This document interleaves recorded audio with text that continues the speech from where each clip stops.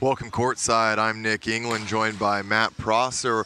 We are about to get underway with our noon match. That's going to be the Seattle Sasquatch and Dallas Tornadoes. Before we get too much into this, we've got a coach sideline interview with our man on the mic. That's going to be Noah Chast. Noah, take it away.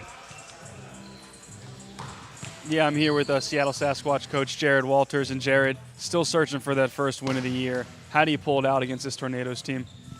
Well, we talked about playing as a team, focusing on the first contact, so passing, moving on to the next point, and just really trying to increase our level of competition and fight for every point. How do you gain a more offensive rhythm? All comes from the pass, first contact. So we really talked about and focused on in our pre-warm-up.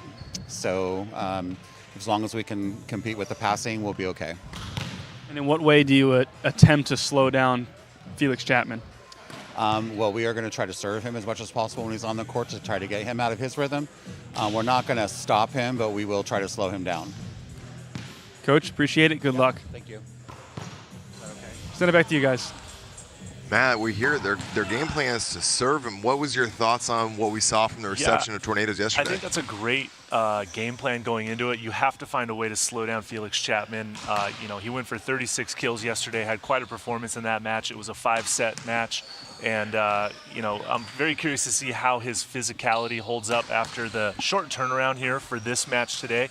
Sasquatch, I think that's a good strategy. Try to take him out of his rhythm, especially on his approach. Make him pass first, and then take him out of that approach line rhythm on his attack. Yeah, for anyone that missed that match yesterday, that was confidently, single-handedly the most impressive performance I've ever seen from anyone in the NVA. 36 kills on 75 attempts. A little bit short-handed this weekend as they don't have Peter Knoll or Steven Roschitz as well. So, yeah, definitely nice to see Felix Chapman step up. However, who's going to do it for him today as well, in case Felix is still sort of recovering from that match and that effort yesterday as he bounces one in warm-ups right past the camera. Yeah. So he looks good, yeah, but only time will tell as this match gets ready to get started. Yesterday was a big story about the contributors, kind of in that the ones and twos, those additional pieces. Sam Schuldenberg, who's been their starting libero all season long, playing in that 0-2 position, was a phenomenal passer all day long, and basically they eliminated Felix Chapman's need to pass. He was only passing at like a 26 to 33% clip throughout the match, so certainly was struggling a bit. Right. But with two liberos next to him, he really didn't. It was hard to target him at all. Well, I think the remedy of that is to, if you're Felix Chapman, just pass first, right? Yep. Sacrifice your approach and your availability as an outside hitter to give your team the perfect pass so that they can run some offense through the middle, maybe overhead or also out of the back row, and take a little bit of that offensive load off of Felix Chapman. We were talking to Luis Vasquez, number 4, who's stepping in as an outside hitter, coming in at about 6'1". He's stepping in and playing some middle this weekend for the team. And we were talking to him, and he said, I got a call about a week and a half ago. They said, I'm going to need you to step up, come to this event, and play some middle. And he jokingly said, I kept waiting for the call where they realized that they had called me, or they found another solution as to not having me do that. But that call never came. Well, sometimes, you got to do what your team needs of you. And when your number gets called, even if it's out of position, you got to step up and fill into that gap and do the best to help your squad. But Nick, in terms of the Sasquatch, right, still winless, we'll hold off on that thought. Yeah, we're going to throw it over. We got one more little bit of insight with Noah on the sideline with Coach Ivan Onduhar. So, Noah, take it away. Thanks, guys and coaches. Quick question. How is Felix feeling? He had a good night's rest. He had a good dinner. He laid in bed all night. He's feeling good this morning. He had some good therapy here from the guys. And he said he's feeling good. He's ready to go. Are you attacking this game with the same approach as yesterday? Yes. We can't keep the foot off the pedal. We need to keep going. We can't take any of these teams for granted, and we got to come out and play hard. Appreciate it, Coach. Let you get back to it. Well, still going to use Felix the same way they did yesterday. Hopefully his arm stays on his body after that performance he put up. Nick, Matt? Well, hopefully the confidence that we hear there is the same performance that we see from Chapman when the rubber meets the road. Yeah. But it seemed like a pretty confident answer. He's ready to go. Yeah, very much so. That's something you have to really prioritize is your recovery and the fuel that you replace into that body after just such a taxing effort from Felix Chapman. But it sounds like he's going to be ready to go. And I like that the Tornadoes and their coaching staff are on the same page as what their approach is towards this match, no matter who's on the other side of the net. Yeah, we've talked a lot about tornadoes. It was such an interesting story yesterday, and frankly, Sasquatch had a very tough match yesterday. Chicago Untouchables earning their first win of the season as they took down now the currently 0-5 winless Seattle Sasquatch. There are a bunch of bright pieces in this roster. It's just finding a way to put it all together. Higashi, number 4, the libero, he's been a very consistent piece for them. It's just how much can he control that back line. And yesterday, the service pressure of the Untouchables felt like it was maybe a little more than that team was ready to handle. Yeah. But also we see Peter Silva, number 7. He's been their all-star all season long. Right.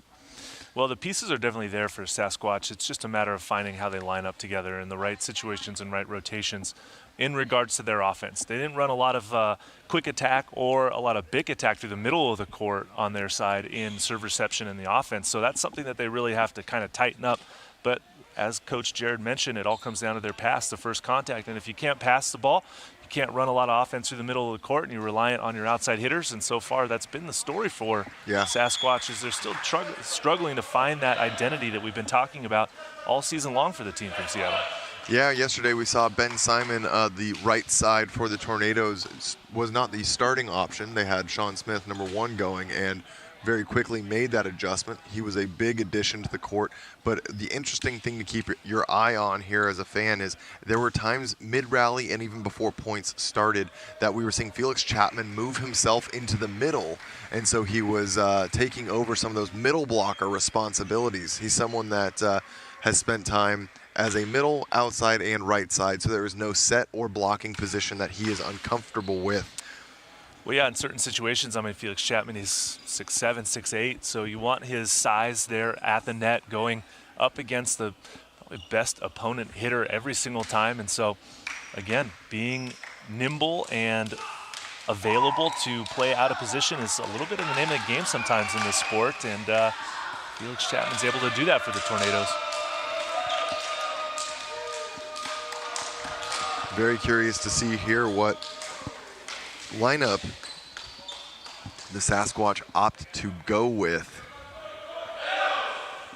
They are one of the teams that sometimes they're just plugging pieces in to get them on the court more so than focused on the position, but I would say they're definitely feeling the absence of Sam Cole this weekend, someone that's brought a ton of firepower for them. That is definitely someone that they're missing for sure. Sam Cole has produced a lot of offensive firepower for Sasquatch throughout the season, and we definitely saw that last night as we saw Schumacher and Silva, Tinatali trying to find the right combo of players out on the court for Sasquatch without Sam Cole able to carry that offensive load. All right, a quick run through on the outside. We've got Tinatali as well as Peter Silva. In the middle, we're going to see Cody McCracken returning opposite of Pat Gallahan. Tinatali playing right side. Austin Schumacher will be returning as outside. Wasn't feeling too hot the other day, but is feeling much better today. Higashi will retain the black jersey, and now setting, we're going to see Robert Hong once again. So he was here in their match yesterday, but he will be returning. No surprises on the side of the Tornadoes either. I think after that performance, we definitely saw that Ben Simon was more deserving of a starting spot. So Schuldenberg playing that 0-2, opposite of Felix Chapman, Luis Vasquez in the middle, and their new libero, Machito Cosme. Tip over the top there from Vasquez, looking to get the middle established early. That's been a critical part of helping open up Felix Chapman. Notably, they brought in a new setter this weekend. That was Francisco Arredondo, who is the setter at Grandview University for Felix Chapman. They knew with the task at hand this weekend, short on bodies, they wanted him to be as comfortable as possible. A little back and forth tip action out of the middle from both sides, getting their middle attackers established early, Nick, just like you said, but good range and arm control from both middles so far. Schumacher played his college volleyball against me at UCSD, college club player. Known him for the better part of a decade and just recently getting added into this squad. He's been doing a lot of rehab on that shoulder that you see taped up. He's got a torn labrum, so he's been trying to get back into shape with that post-COVID. Yeah, it's a tricky injury, very common in volleyball players and any overhead athlete. Labrum supporting the shoulder structure there. Cody McCracken got put into the match yesterday after not starting, but brought in as a middle. He's someone that has spent a lot of time as a right side for them as well. So that's kind of one of those other players they use as the plug and play, but they're starting with Tenatali number 5. They think they're both going to be critical parts of getting this going early. Big swing, number 4 on a nice push route there. Getting Vasquez going early. Well, that standing float serve from Gallahan really not putting any pressure on the Tornado pass and serve reception. Perfect pass means go to the quick, and the Tornadoes earn that fast side out that way. Good pass by Silva. Gives him the option. He's able to punch that one through the block of Oporum and Simon.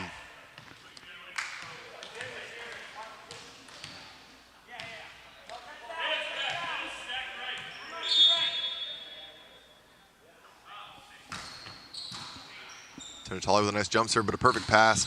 Gives Oporum an option, but the double block ready. Not sure that one cleared the tape. I don't necessarily like the pace and speed of that quick attack, as Arredondo set that ball with a lot of time for the Sasquatch blockers to develop and stop Oporum there. Good pass by Chapman. Schultenberg buries that one down the line. Spent his time in college attending Loyola in Chicago, but not to play, just a student there. And he spent the last 3 years playing a lot of grass volleyball, found his way onto this squad. So it's someone with no real formal college time spent, which is shocking with how refined he is as a player. Now, also standing at 5'11", he's one of the smaller outside hitters in the league. And he's now 2 for 2 on his outside attacking here in this match.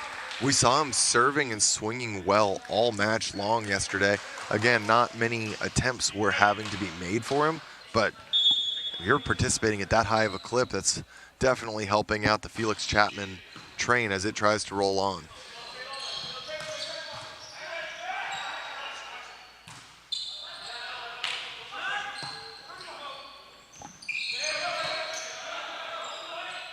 Set now to the backside, and that one's going to be missed just wide from Felix Chapman.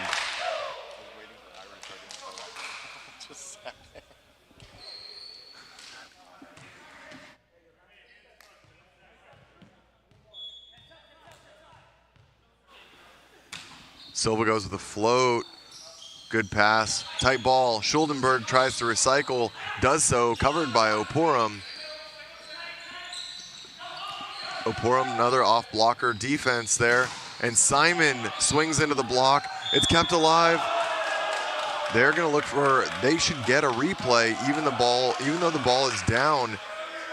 This is interesting because it was an early whistle blow. Actually, if they can challenge that, I would.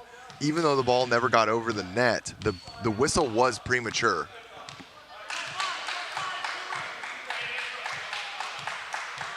But they're gonna just opt to keep the guys playing and keep their head in it here. I don't disagree with that either. Chapman is the recipient of another serve, but Schuldenberg 3 for 3 now.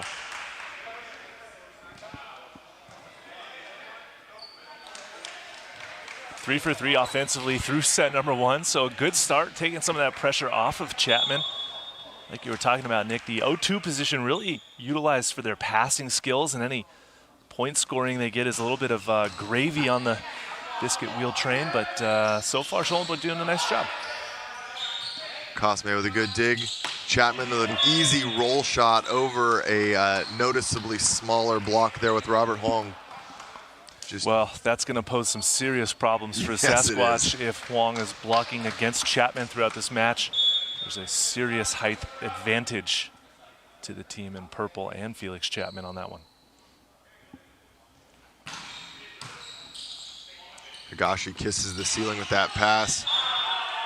Schumacher unable to save that, but that set was just too tight to be able to do anything with.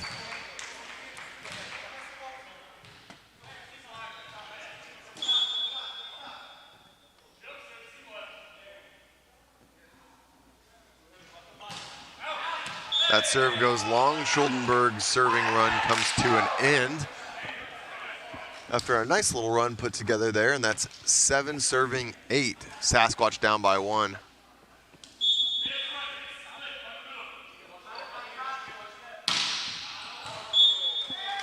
Cody McCracken put in a little bit too much on that one.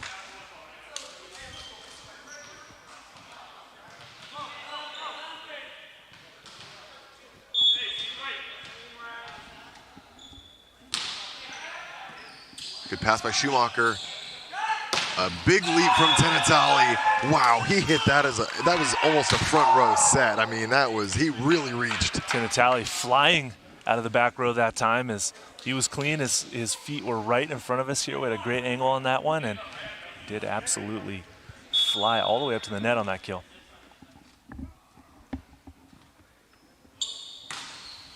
Huang challenging Chapman there, but Chapman is really passing well so far. I would say that Sasquatch is executing a thoughtful game plan. I do like that they're targeting him with everything, and even if he's passing well now, maybe you can get him out of the his hitting rotations, or you can even start to break him down. I like the idea, but right there, Chapman able to get the better of the serve. Gallahan out of the middle, dug by Arredondo. Chapman with a step close into the triple block. And mishandled a little bit too much sweat on there maybe for Hong to handle. They call that the Sasquatch slime that got on that ball, Nick, and just slipping through the hands of their setter that time. Arredondo goes short, gets the overpass off of Higashi. And now Felix Chapman chips that one through Schumacher. And that's going to be a timeout as a 4-point lead is established here. Seattle Sasquatch tried to cut this run short. We'll be right back.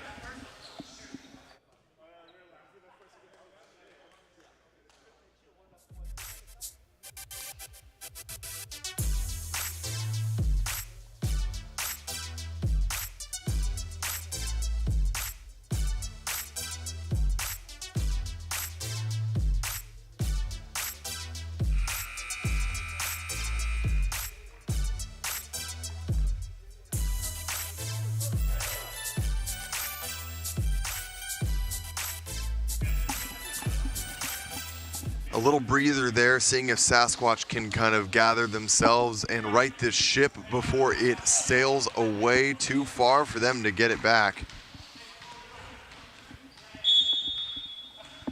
Well, you make a great point, Nick. We've seen this happen with the Sasquatch. They give up a run of points, and then the set tends to get away from them. So we'll see if Tornadoes can keep the momentum.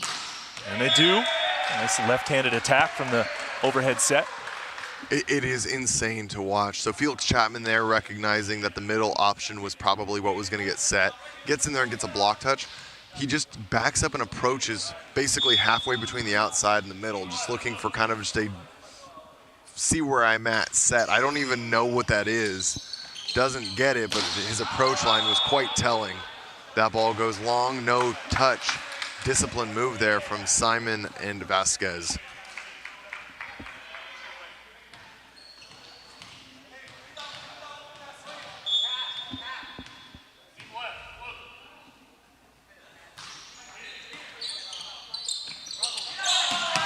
Well, Hong loses the handle on that one and sets Chapman about as perfect of an overpass as you can get. That is someone you do not want to set on the wrong side. I know he didn't mean to do it, but the timing could not have been any worse on that one. 15-8, Smith, number 1, coming in to replace Ben Simon on the right side there.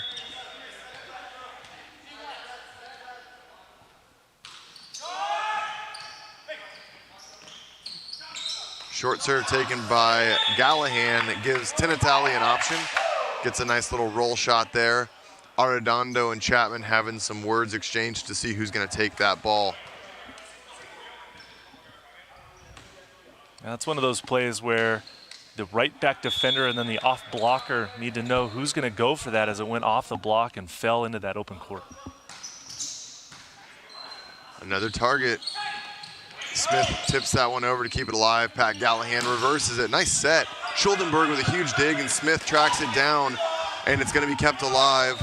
Schuldenberg sends it over. Tenatali now swings, and Sean Smith, a heroic effort in that play to bring that one back out of the sideline, and then quickly stuffs down the offensive attack of Tenatali, number 5.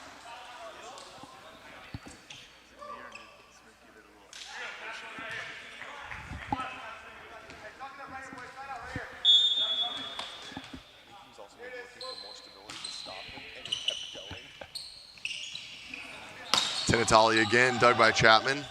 Quick back set to Smith, tips over the top, and Gallahan's able to cover himself. Silva misses the handle on that one, putting it low into the tape. Doesn't give it a chance. Yeah, it's right now currently a bit of deja vu for Seattle as they find themselves down by 8 points here in set number 1.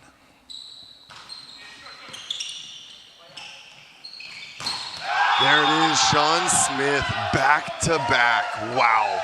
First he gets Tenatali, then he gets Silva. Those are some great blocking moves in the one-on-ones. Wow, yeah, nice blocking by Smith. He got inserted into the game halfway through set number 1, has come in and gotten a kill, and then 2 straight stuff downs on Seattle. Well, Tornadoes have now doubled the score, 18-9. Another timeout is taken. We'll be right back. Don't go anywhere.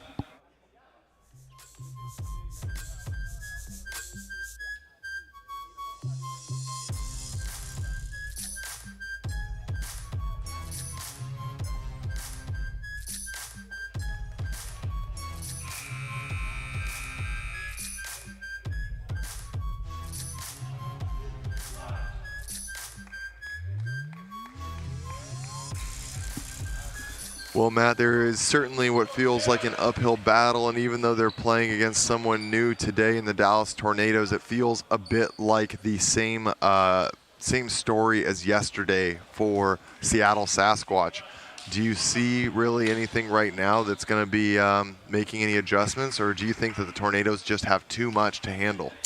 Well, the weapons on the Tornadoes side definitely is in their favor, right? And for Sasquatch, again, they've got to pass the ball. They're doing an okay job doing that, but they've gone away from running in the middle, and there's Peterson Silva getting a nice attack from the left side. They just have to be a little smarter about their attack angles. Yeah. Don't pull the ball down. Try to attack high and deep into the court like Silva did right there, and try to create some momentum and score a few points. Just sort of, get back on track here.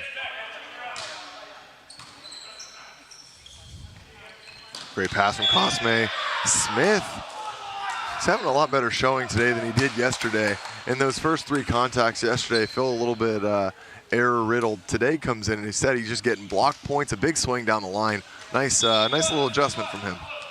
That is a nice adjustment to see. That was a creative little slap down the line from Smith that time. Good pass from Schumacher. McCracken tries to connect, unable to do so, but a good dig by Hong gives this a little bit more of a chance. Tenatali dug by Chapman. And Schuldenberg finds the antenna. That will be out and a point for the Sasquatch. Sometimes the antenna can act as a third blocker, and Schuldenberg got caught way outside the court there and couldn't find his way around it. This will be a blocking substitution, it appears. Number 16, Bailey, making his way onto the court. Colton Bailey, someone that's played a variety of positions as middle and right side. Curious to see who will take hands here. It might be Tenatali. Smith recycled off the block. Tenatali steps into set. Silva tips, but easy ball for Schuldenberg. An easy kill for Felix Chapman out of the back row. Well, I think that's going to be one of the biggest issues for Sasquatch, other than their sort of offensive firepower, is their block and defense.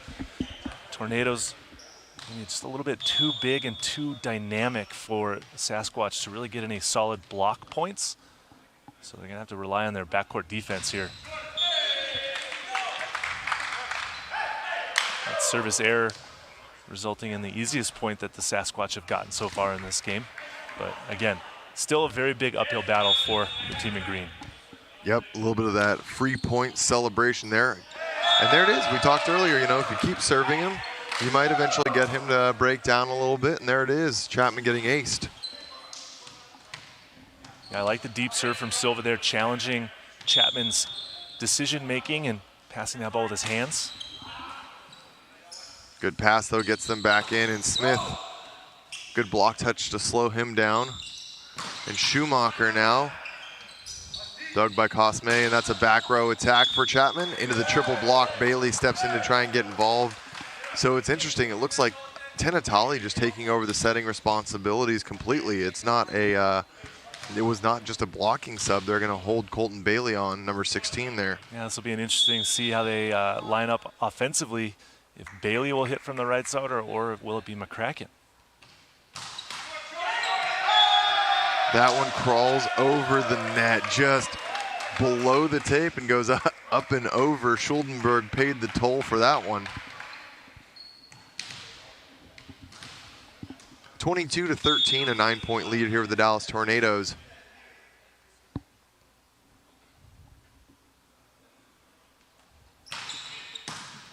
Higashi gets a good touch on that one. Nice set by Tenatali. And Chapman mishandles that off speed there. Schumacher able to score a nice point on the outside. Schumacher going with a little bit of off-speed cross-court shot. Maybe catching Chapman by surprise a little bit there, expecting some more heat, but give the point over to the Sasquatch team.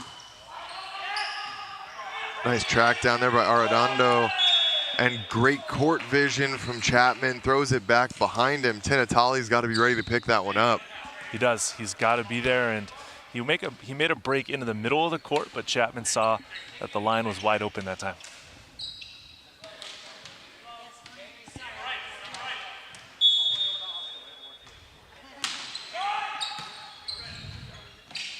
Backside to Bailey. Shut down very quickly there by Felix Chapman. That's a big block. Tough one to come in a little bit cold and swing into. Yeah, advantage to Tornadoes when Chapman's blocking.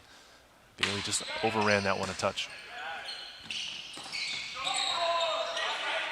Pat Gallahan barely gets a touch to recycle. Schumacher tries a bigger swing.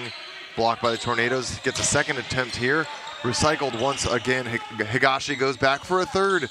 And now a roll shot, but he gets Vasquez reaching with a big net, and that's going to be a nice break there for the Sasquatch, rewarding the relentless arm of Schumacher. Possible concern here on the court. Arredondo down on the ground. Didn't see what happened.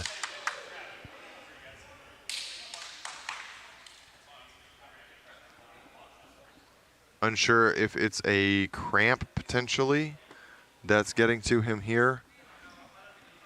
I can't imagine that Chapman would be, you know, helping him stretch out like that without knowing more.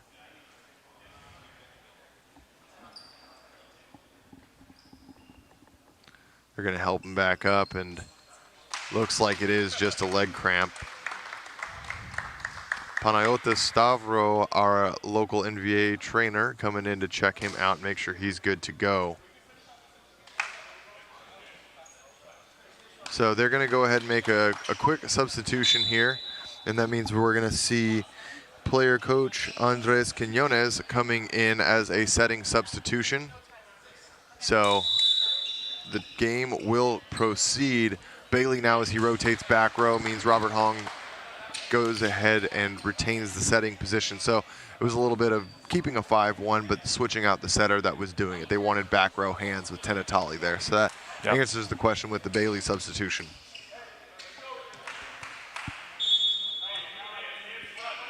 So set point now for Tornadoes. A little bit of a slide route there. Blockers stay. Vasquez on the right now. Schumacher doesn't find the set there. I think it was way outside, and that one does not go. So that's going to be 25-15. That's going to do us here at the end of set number 1. We'll be right back for set number 2.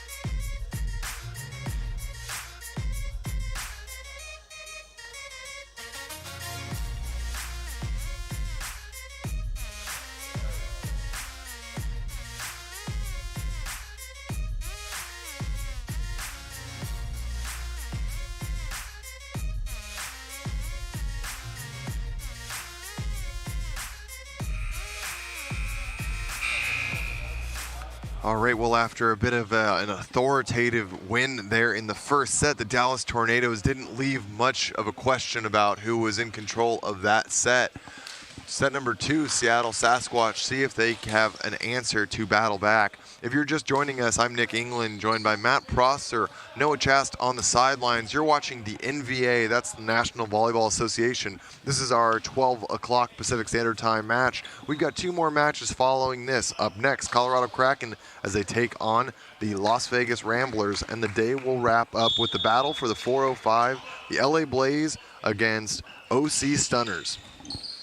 Into the action now, set for Tenatali, roll shot, and Chapman goes and runs a 1 ball after playing the off-block defense. Wow. There's a very clear offense here, and it's whatever Chapman wants to hit, he will run. Everyone else, get out of the way. I don't think I've ever seen that before in all my days of volleyball, where the off blocker ran under, picked it up, and then hit a front 1 in transition for the point.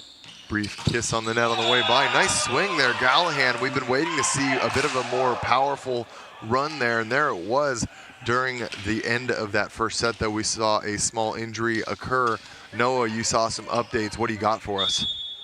Yeah, so with Francisco Arredondo, it was a lower back injury. I'm told it's nothing serious, but the trainer massaged him a little bit, checked it out, and recommended that he not play the rest of this match and take some time to rest it. So Arredondo done for the day.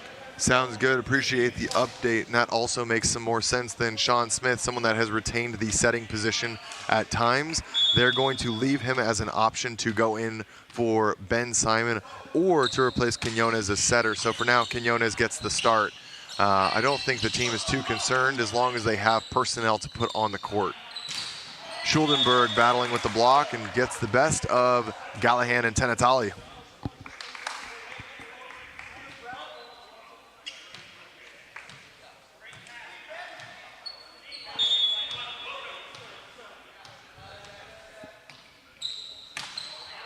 Chapman with a very nice jump float serve that time. Silva out of system. Schuldenberg, he is absolutely impressing right now. That's a 5th kill. Yeah, his 5th swing. Really doing a nice job offensively for the Tornadoes. That time getting the scoop in defense and then delivering in transition. That point with the cross-court winner. Chapman again just hammering that float serve. Silva able to draw the net. Oh, no net called.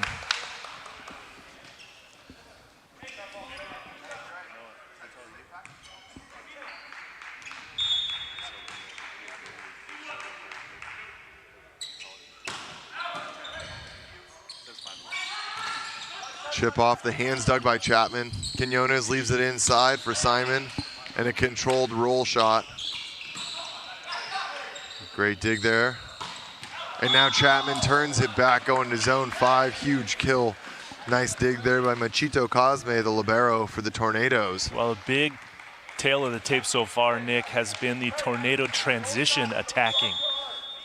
Almost exclusively at that man right there, Felix Chapman, but basically hitting 1,000 when they get second chance opportunities. Great swing into the corner. Tenatali getting a little bit of momentum, getting behind that one there.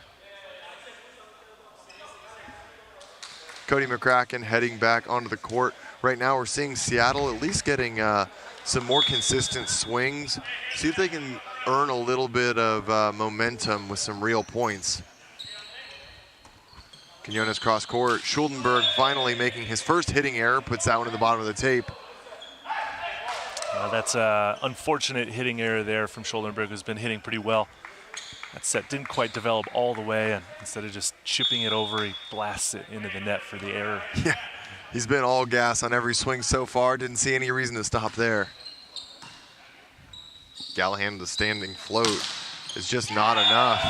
Simon recycles there, but Schuldenberg not stopped on defense, cannot cover his teammate. And Sasquatch continues a nice little run they're putting together here to close up that 4-point lead.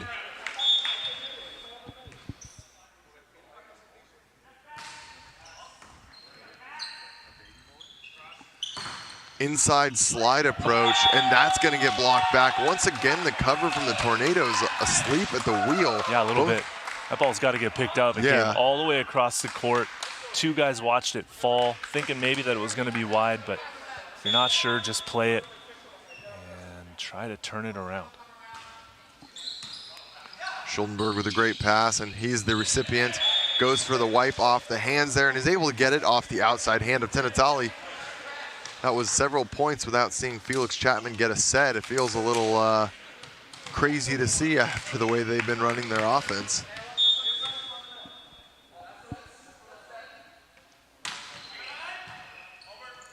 Another good pass.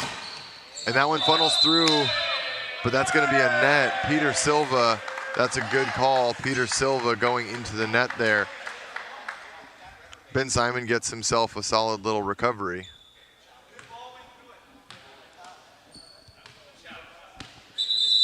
A challenge being called, not believing that that was a net. I don't think this is one of the better challenges we've seen. So from our angle, Nick, it looked as if Peterson Silva's momentum carried him into the net after his attack, okay? The ball got blocked by Simon, but it came down on their side.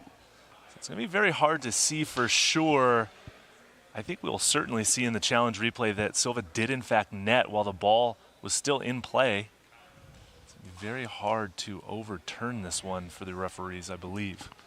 Yeah, hard to see from the YouTube angle. I just rewatched it myself, but it's one of those things that there was a front row seat. I think it was a pretty cut and clear, but we will see all the same. If you're not familiar with the NVA challenge system, the way this works is each team is granted 3 challenges at the beginning of the match. If you challenge something, the challengeable offenses are things like a block touch, a net violation, a 3-meter line violation, a foot fault. I said block touch, I think, already. No, you did not yet. Okay, a touch off the block, things of that nature. Things that are not challengeable, though, is in the back row, for example, if a player is called for not touching it, a defensive move. Since the camera angle cannot guarantee that it sees it, it is deemed an unchallengeable call.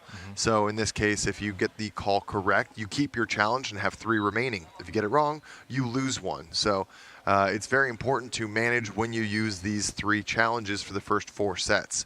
If and when a game goes to a 5th set, regardless of how many you have remaining, you will then be awarded only 1, and the same rules do apply. So interesting to see how this game within the game will unfold here.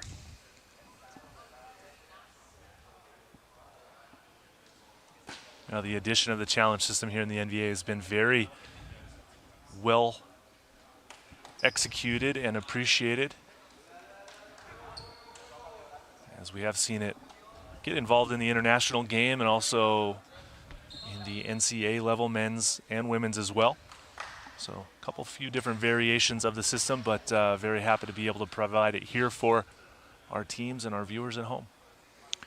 Definitely the case. It's been great to see how useful it's been for many teams. There's been several sets and matches decided by good challenges. So it does definitely add that little bit of an extra X factor. And I think my personal favorite, admittedly, is the amount of complaining about calls has decreased significantly, because you can always put your money where your mouth is. Yeah.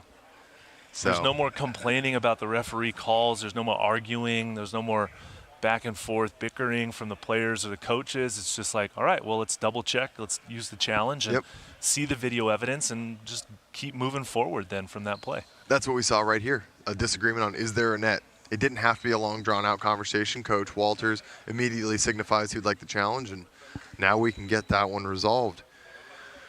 For anyone that might be tuning in for one of the first times, there's plenty of ways to get involved with the NVA and become a fan. You can check us out at nvausa.com. You can also check out us on all major social media platforms. We've got TikTok, Instagram, and all of the like. Also check out nvausa.shop for an opportunity to go check out gear for your favorite teams. You can show them and the league some support there. So tons of ways to get involved. We've got several more events this weekend coming. Event number 4 coming your way in just 3 weeks' time. So that call will stand. That means the challenge is overturned and the Seattle Sasquatch will lose their challenge. So that will be now 2 challenges available to them for the remainder of this game. Matt, the eyes were true on our end, and that one's just not going to go their way. Float serve from Vasquez as we get back into it. Quick set to the middle, touch by Quinones does not keep that one alive. Quinones a little upset with himself that time. He missed an opportunity to get that dig as the ball literally ricocheted off the block and right into his basket. Yeah. But he was not ready for it.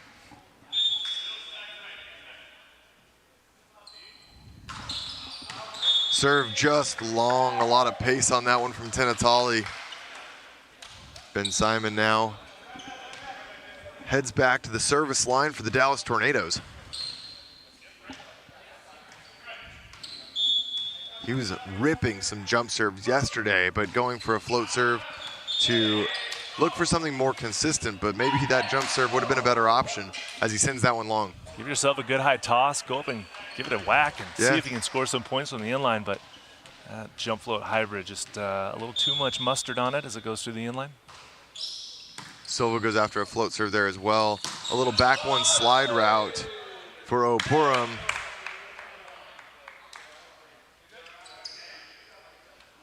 Little, I think, kind of some knee collision. Nobody going under there, but Schumacher showing he's okay.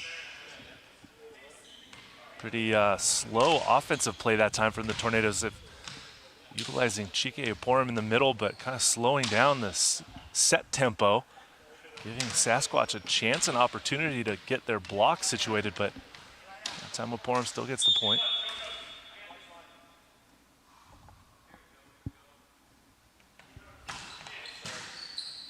Higashi gets a piece of that one. Good rep there. Schumacher looks for the deep corner in zone 5, sends it just wide.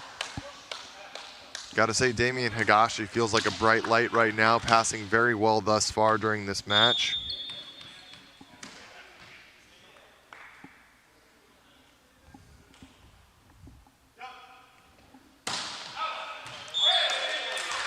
Errors being traded back and forth here from these two teams. It feels like after a little bit of an explosive start in set 1 for the Tornadoes, things have kind of crawled to a stop after that challenge. Kind of took some of the wind out of everyone's sails. So teams fighting right now to get back into it. Chapman free ball to extend the rally.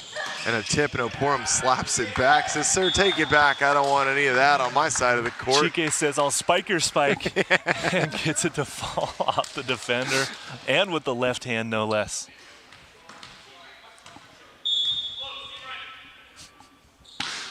Oh, that was a good one. Back set there. Felix Chapman one-on-one against Tenatali, but Tenatali, quick seam rip there, and scores going back to zone 1. And Ben Simon not ready for the dig. Yeah, Tenatali showing off a little pace on his attack that time as well.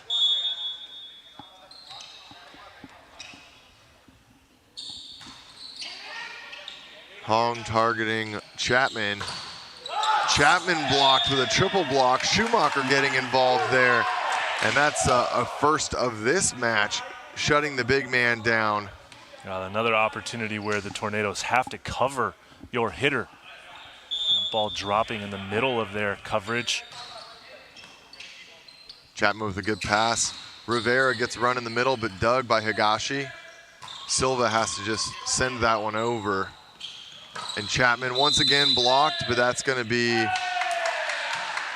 a net called against him. Set just too tight. A little bit of some miscommunications. You can see that maybe a little bit of that system and that speed missing now with Arredondo injured and on the bench. Tight pass. Gallahan swings, but he's dug by Chapman. Vasquez to Chapman again, and that one goes wide, missing the court. And they're going to go ahead and challenge that, it looks like. I see Huang shaking his head up and down as if he did, in fact, touch that on the block. So a bit of a wry smile as well over there. So the poker face technique, not very strong for Seattle right there. And this point should be awarded back to the Tornadoes. Well, we talked about that before, right? Is, you know, you're going to have the call get kind of corrected or justified. So you can see the body language on a lot of the players. There's no real need for a poker face. Once it gets challenged, it is what it is. So at that point, we get a pretty good read, and we all enjoy the game of looking at everyone's faces to see who's like, yep, I got that one. Yeah, and if it's an obvious one, sometimes in some other leagues around the world that utilize the challenge system, you'll see the player actually admit to, yes, I did in fact touch it.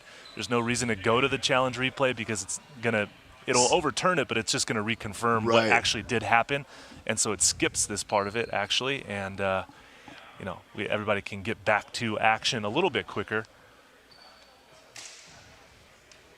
But the sportsmanship side of it here in the NVA not quite established just yet.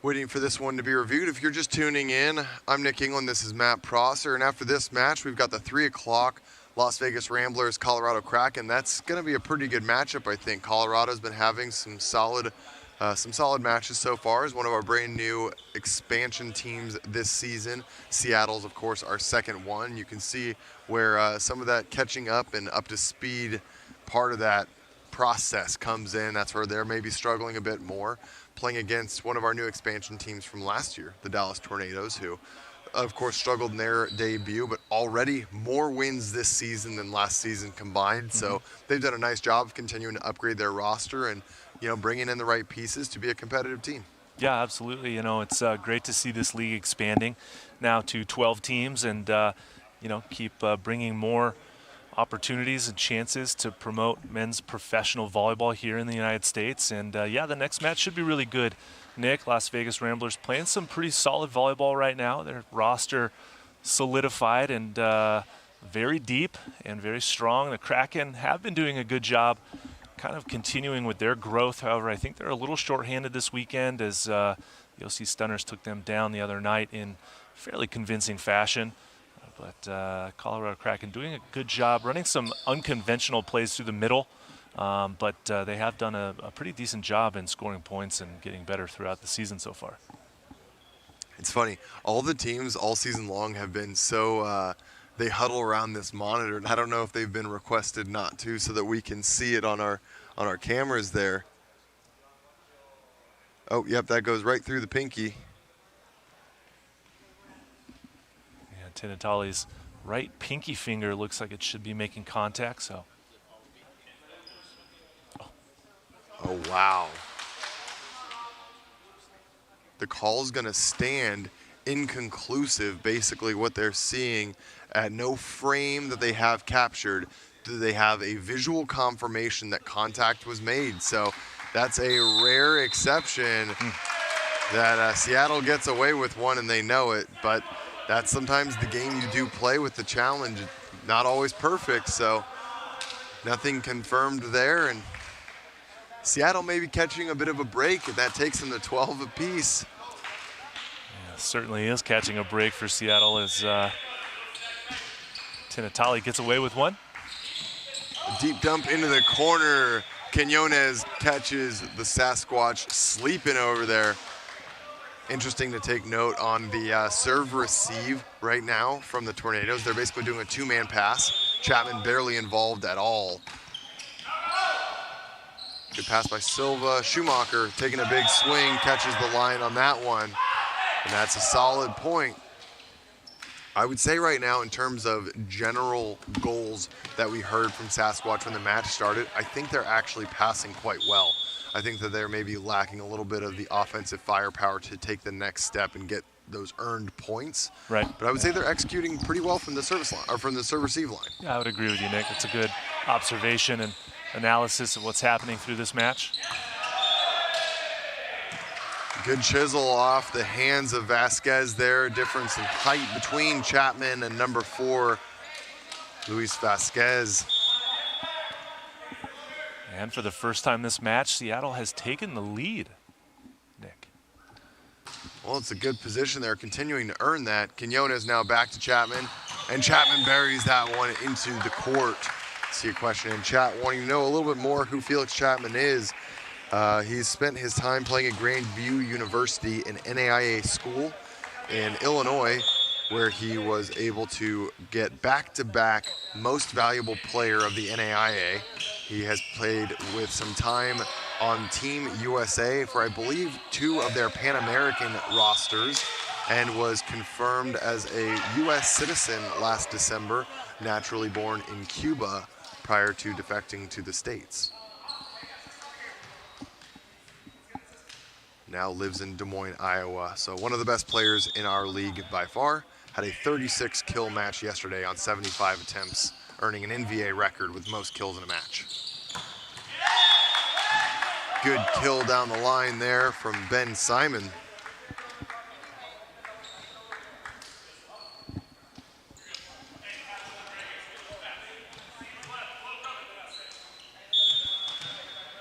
Apologies, I said Illinois. Yeah, Grandview and Des Moines, Iowa.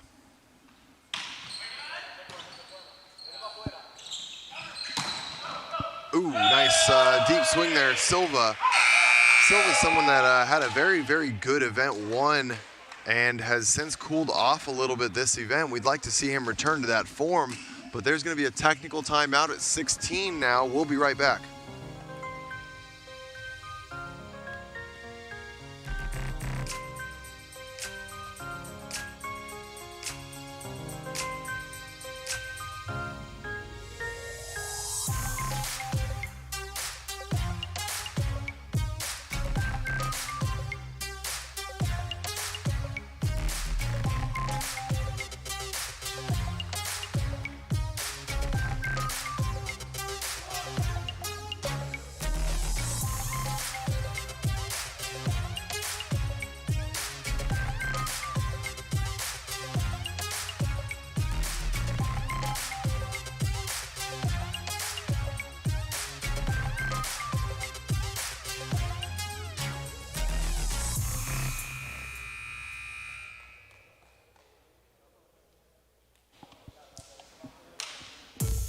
At 16-15, Seattle Sasquatch are finding themselves holding on to this 1-point lead here.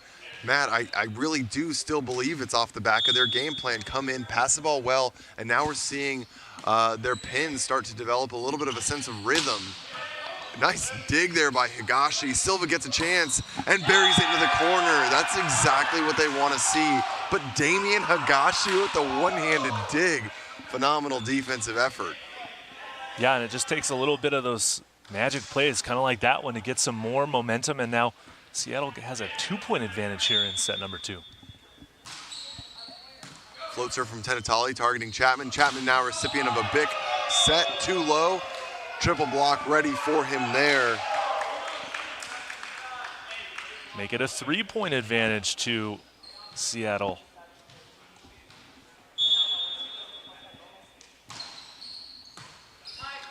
Chapman out of system. Ben Simon rolls this one over the top, and Higashi was all too ready. Cody McCracken gets a little bit in front of that set and sends it wide. Yeah, McCracken just a little too tight, and that set a little too low. Not able to connect that time.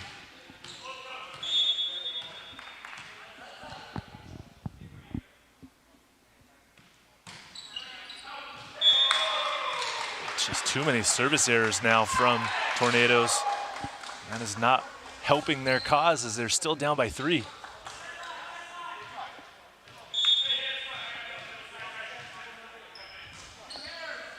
Silva targets Chapman, but a great pass. Chapman now gets set, was not ready for that swing. Set was way deeper than it needs to be, but Chapman also didn't appear to be ready. And the Dallas Tornadoes are looking quite deflated at the moment. Nick, Seattle Sasquatch it's a fine line on how many times you want to go to the Chapman well. Right now that well might be running dry. But Schollenberg getting the job done once again, trying to get the rest of the guys fired up. Now that Felix Chapman is back front row, maybe a good opportunity to create a little bit of that sense of rhythm with him, as that's going to be an easier connection to establish than when he is back row for Quinones.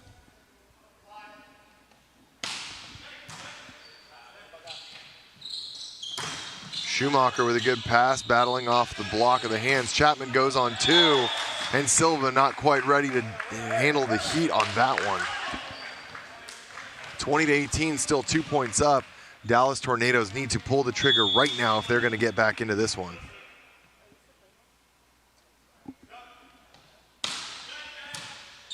Great pass by Schumacher once again. McCracken blocked back, and Chapman is the trash collector on the net. That's the second time today that the first or second ball over has gone straight to the Chapman, waiting to just absolutely attack it and score the point. Sometimes you don't have a great connection developed with your setter yet, but man, he's enjoying the overpasses, that's for sure. Nice dig there by Simon. Tight set, and it's wiped off the hands. That's going to be a point for the Tornadoes. Absolutely bettering the ball is Felix Chapman there, and he's going to get a timeout at 20-20. Stick around, the final leg is coming back right after this.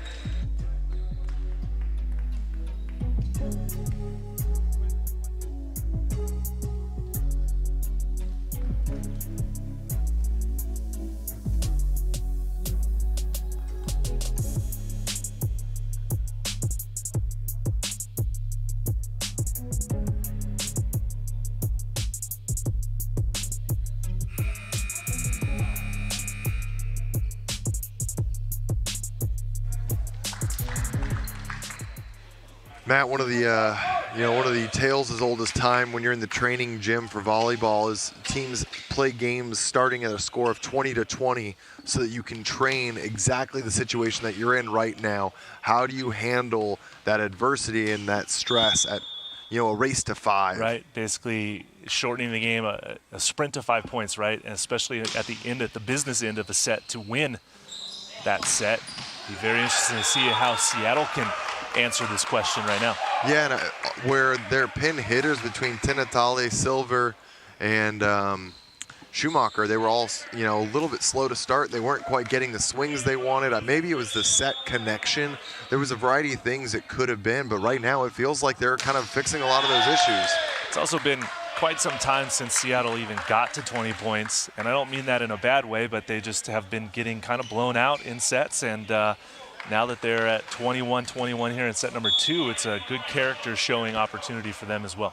It certainly is. I mean, this is where, you really get an opportunity to see what your boys are made of. So they've earned their way into this. And Chike Oporum with a missed serve. The missed serves for both of these teams is something that is completely controllable, though, and they've got to work to fix that. You've got to play the points, especially after 20-20. Right. You cannot miss serves after 20. It was a mistimed connection that time from Chapman. Good block move. Vasquez gets over and seals that angle swing. Nothing there that can be done about that. Yeah, Chapman so big that he's able to find the connection with that swing no matter how early he was.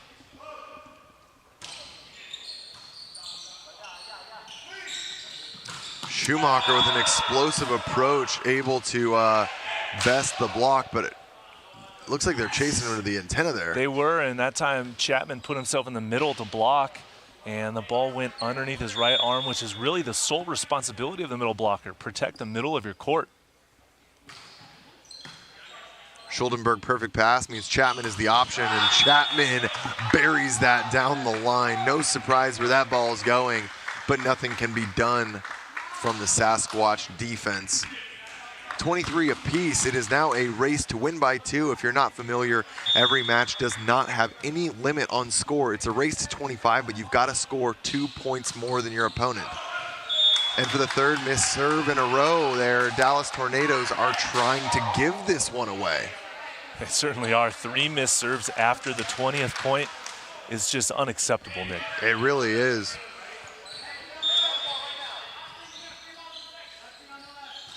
Gallahan with a standing float, a nice pass by Schuldenberg.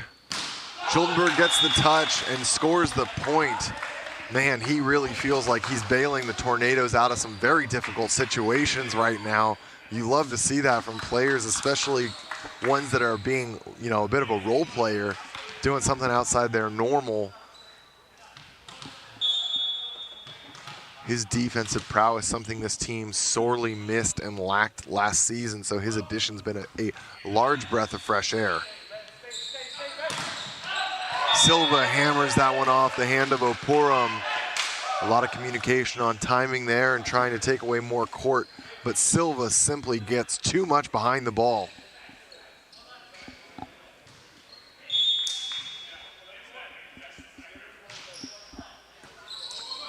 Chapman gets bested, tight pass. Simon rolls that one over, tries to close to the outside, and Seattle Sasquatch battle back to sneak set number 2. We're gonna bring set 3 to you right after this.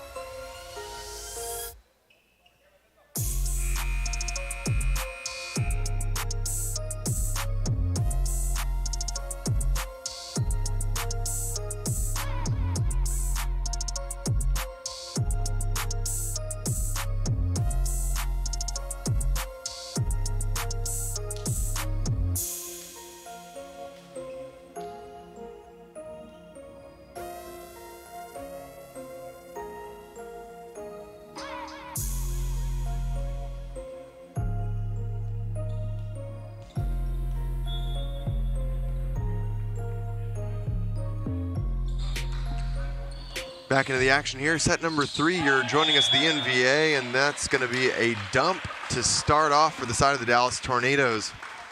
Matt, during the break, we were talking a little bit about our expectations here, and I'd like to see the Dallas Tornadoes kind of return to almost just the most simple form of the game. Just keep feeding Felix Chapman. Don't try to get too cheeky with anything. Any thoughts on what you expect to see from Seattle going forward?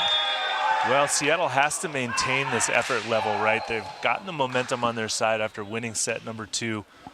kind of behind the service woes of the Tornadoes, giving up 3 service errors. But Sasquatch has proven that they can hang, and a little bit of smelling some blood in the water, perhaps, to see what they can do here as this match progresses.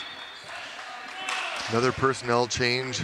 We're seeing that Smith gets the start here with Ben Simon heading back to the bench.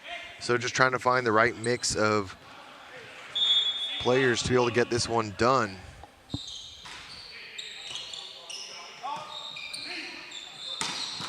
Silva hammers that one, but it's dug well, and now Chapman gets the bump set. Misses it on the approach line, and that one's dropped short into the net. The lack of energy is apparent on the Dallas Tornadoes. Yesterday, they were electric and fired up supporting number 18, but today just feels like everyone's falling a bit flat, waiting for someone else to solve the problem at hand. Definitely looks as if they're playing volleyball in a pool of mud. They're just moving a little bit slow and not quite 100% there, as Tinatali has to dive for that tip over the block. Really there, but not selling out and diving for it, hitting the floor, and not able to get the ball up, Nick. Yeah, it's tough when you're able to slow the swings of Felix Chapman down, but you're letting dumps and tips go over. That's the stuff you've got to be able to automatically get.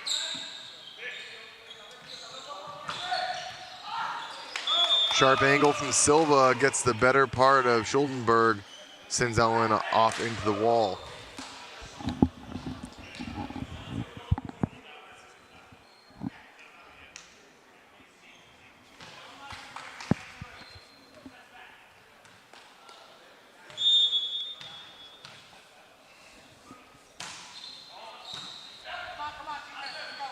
Set to Schuldenberg, tips it over the top. Tinatali, there it is. Mad lays out for that one.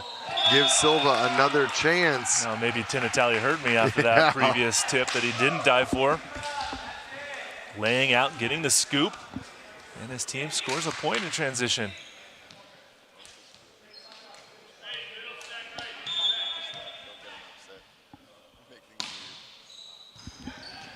Felix Chapman passed short. And now Silva, great ball to give him some time, get an approach line, tips over the top, and there's a kill. Seattle right now feels like their entire game plan is really starting to pay dividends. They're serving Chapman well, the passing is breaking down on the side of the Tornadoes, and they're just doing a good job of keeping their team in system.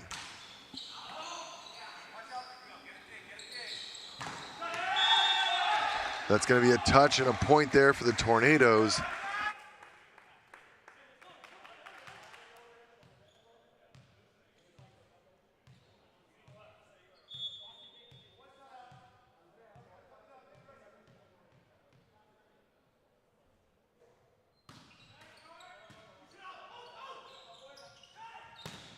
Schumacher gets a big approach line there. Just thundering that one into zone 1. Smith not ready for the heat. Matt, Seattle Sasquatch looks like an entirely different team right now. Especially behind the efforts of one Schumacher for the Sasquatch as well. Flying on that attack in transition and scoring. Block touch will reset. Schuldenberg now gets the swing, dug by Silva in the back row. Hong goes out to Schumacher, and Schumacher once again punches it through. Free ball coming over, but Quinones snaps on that ball. That was a pretty authoritative bounce right there. Quinones lets everyone in the gym know that he can hit as well. Veteran setter there from Dallas Tornadoes. A little extra something at the end of that one. That was a pretty big swing out of nowhere. He really got on top of that one. That was also a pretty big celebration for the setter. I love it though, right? Use that, create some energy. Yeah, you have to at this point. And then Schuldenberg follows it up with an ace. That's exactly what it starts taking for Dallas Tornadoes to maybe feel like a bit of themselves once again.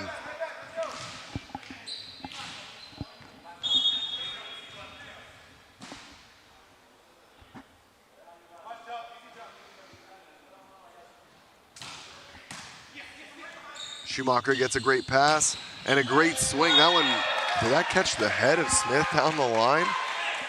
I think Smith got a little gator dig on that one, but just didn't get enough height on it. Another point for Schumacher and Sasquatch. Playing with some good momentum and energy now. After winning that set 2 and Out to a good start here, but the service error doesn't help the cause. Cody McCracken now having, I think that's his second or third miss serve. Struggling a little bit from the service line. Chike Oporum, someone that likes to really work other teams short and deep with his float serve, but handled very well by Silva. Schumacher a little off balance on that one and misses wide.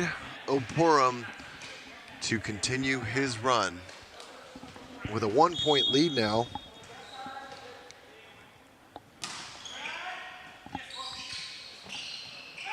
Back row to Silva. Silva brings the heat. Schuldenberg gets a touch on a great read, but no dice is the dig. Well, the offense of Sasquatch has really been turned up a notch. That time Silva coming out of the back row on that big attack, catching the Tornadoes off guard, not expecting Silva to get on it so quick as he did that time. Chapman overpasses, and that's going to be a net on the side of the Tornadoes. That's a very unfortunate play for the Tornadoes as that overpass attack went out of bounds from Sasquatch, but the net violation from Quinones giving it right back to Seattle. Feels like that goal of targeting Chapman is starting to really wear him down. Smith tries to swing, but gets blocked back into himself, and no cover available. Right now, Dallas Tornadoes have their two liberos on the court between Cosme as well as Schuldenberg taking the majority of the passes. But Chapman is still getting served. Triple block slows him down. Quick side to the back. Huge dig down the line from Schuldenberg. But a big swing down the line from Schumacher. Sasquatch is just battling right now.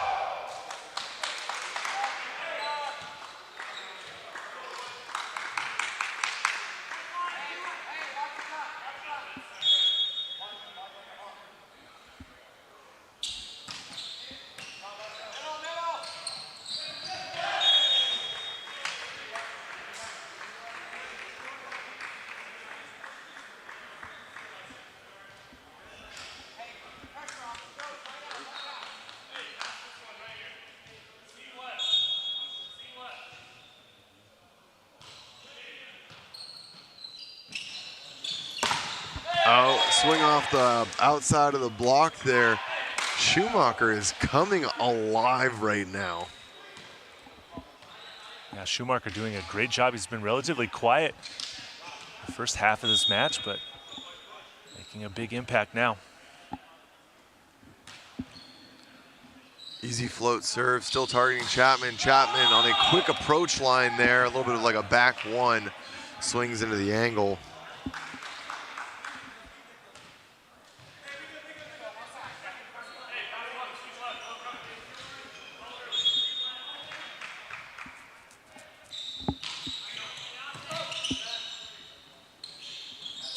Now Silva, oh, nice dig there. Kept alive, a wipe attempt, but no dice. Tenatale and Gallahan shut that one down early. A 3-point lead being established here for the Sasquatch, 13-10. Their discipline looks like it's improved in a way that I would not have expected. I mean, it looks like an entirely new Sasquatch team. It really right does, now. and all of a sudden they are starting to play with some urgency, and the momentum is clearly on their side now. Free ball opportunity. Schumacher takes it. McCracken touched once again there. And now Chapman, roll shot. Pat Gallahan takes second ball. Inside to Tenatale. Slowed down, now a chance for the Tornadoes. And they go to Schuldenberg, but a block touch slows his swing down. Silva throws it deep into the corner. No move made by a single person in the Dallas Tornadoes over there. And that's just a great read from the side of Silva. It certainly is a great read from Silva, and court vision, able to see where he should place that ball, and now a 4-point advantage for the Sasquatch. Gallahan drops that one short, barely scrambled to get an answer, and Tornadoes finally able to side out. Desperately needed that one.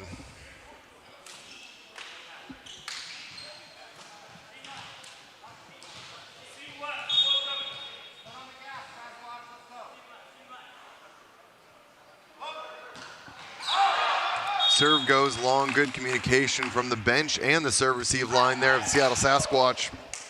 They want nothing to do with that one.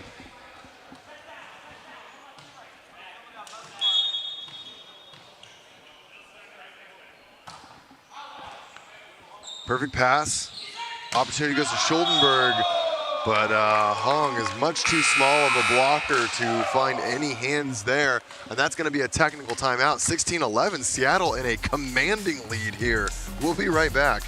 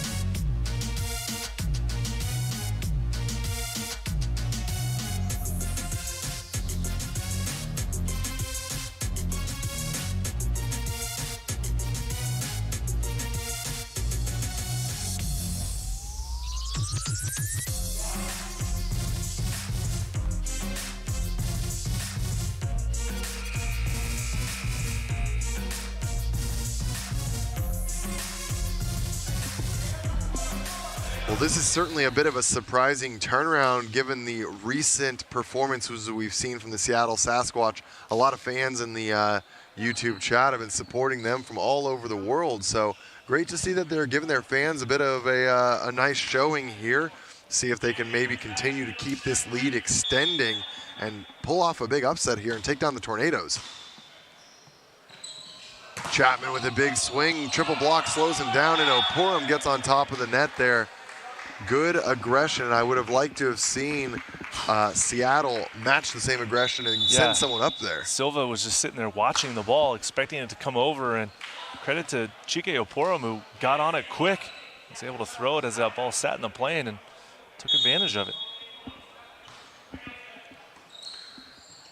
Another good pass, and that's going to be to Tenatale. 2 touches down, no one left to get that one up. Tenatale's been doing a nice job. I think that there was just a misconnection there. I think Hong was a little bit, out of sorts to start, but the passing gave him a lot of opportunities to keep getting some more reps, find his hitters, and now the set location feels a lot more dialed in and in the windows that they want. Tenatale has been relatively quiet, and now a very good contribution here in this match. Free ball coming, opportunity to score. Goes to Silva, he tips it deep. Smith coming through to take that pass. Dug by Tenatale, Silva, good communication, gets that one aired out by Seattle for an opportunity. And Chike Oporum sends that one off of a 1.5 tempo set into the corner and scores effectively. Great hustle there from the Sasquatch, not giving up any easy points whatsoever. And I'm just noticing now that for lineups, Tornadoes have brought Ben Simon back in, and Smith has resumed setting responsibilities. Schumacher with a big swing into the corner. This is a high-level play from Higashi. He does a nice job on the big serve. He doesn't try to do too much with the pass. He puts it up high in the middle of the court and just gives his guys a chance to see a swing. I like that, and especially when you've got Schumacher performing as well as he is, bails the team out, earns that point. Block touch, taken by Silva. Schumacher once again, but a nice dig there gives Chapman another chance. Tenatale punches it over the net. Free ball opportunity, quick to Chapman, and Chapman quickly ends the rally. Well, the energy level on Seattle's side has definitely been uplifted by their current surge in effort and defensive prowess. However, third time is a charm for Felix Chapman that time, as he finds the floor and continues to work on that connection between him and the setter. Schumacher swinging, but Felix Chapman, assuming that middle blocker role, shuts that one down. A great side out ball for them.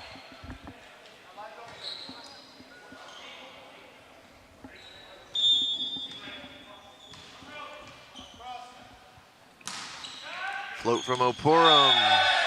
Massive miscommunication between the outsides and green. Schumacher and Silva having a difference of opinion on the passing responsibilities there.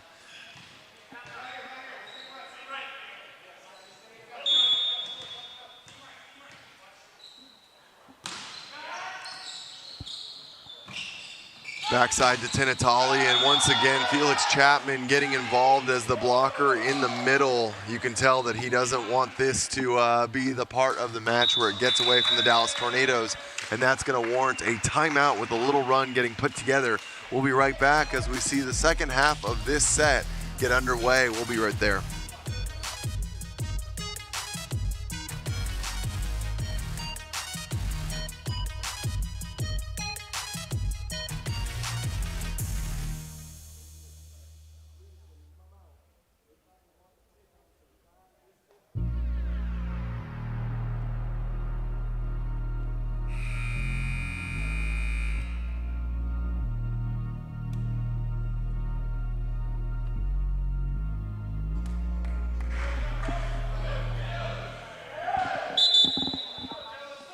Well, Seattle having a little powwow here, and I got to say that I think they've done a fantastic job of executing on exactly what our sideline man Noah Chast got out of their coach Jared Walters before the match started.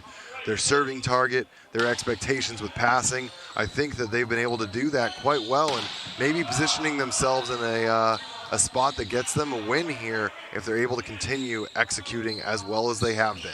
Back into the action, Schumacher with a big swing, delivers, and a net from the side of the Tornadoes is called, ending that rally and reestablishing a 2-point lead.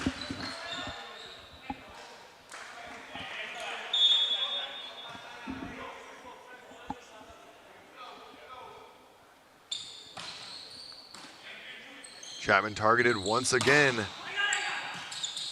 Higashi, easy pickup. And Silva slams that one, but no contact made and misses the court out the back long. Yeah, that is the error that the Sasquatch cannot afford, especially with the firepower that the Tornadoes have, mainly Felix Chapman. However, Seattle has to keep the ball in play and score when they get the opportunity to. Tight pass, nice move from Gallahan. Now 3 blockers, Silva lays out in the back line.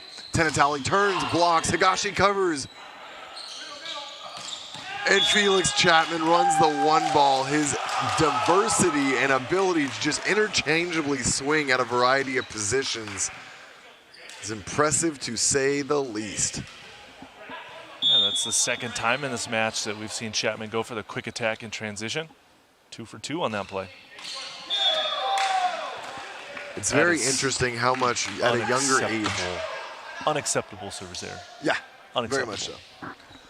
But it's interesting at a younger age how many middles, 18-year-olds, 16-year-olds, they'll be upset if there's not as much control as a middle, because sometimes you feel like you don't get to play the game.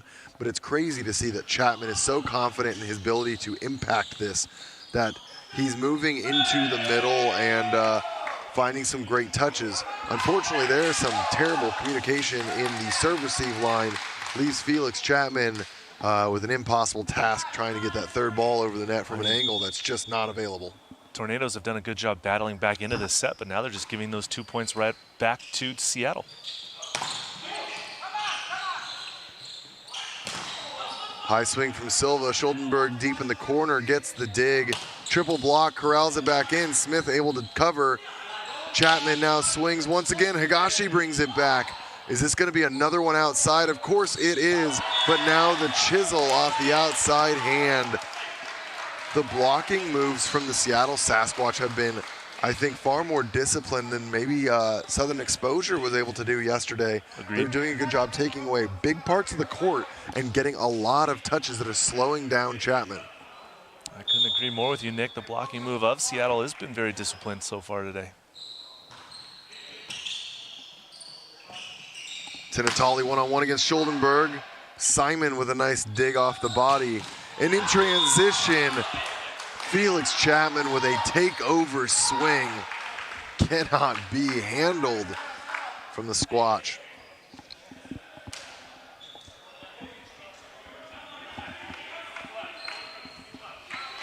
21 apiece. Once again, Matt, we're in that part of the race to the end.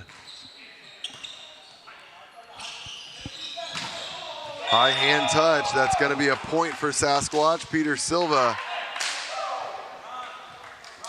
The outsides right now just are carrying a massive load for the Sasquatch. Sasquatch is all outside hitters all the time right now because they haven't set their middles in recent memory.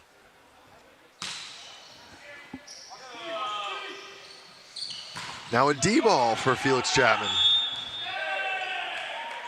He's hit every single swing imaginable.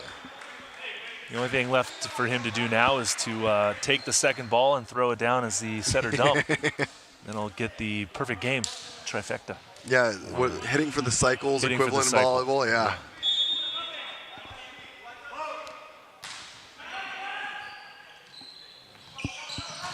Silva unloads on the ball.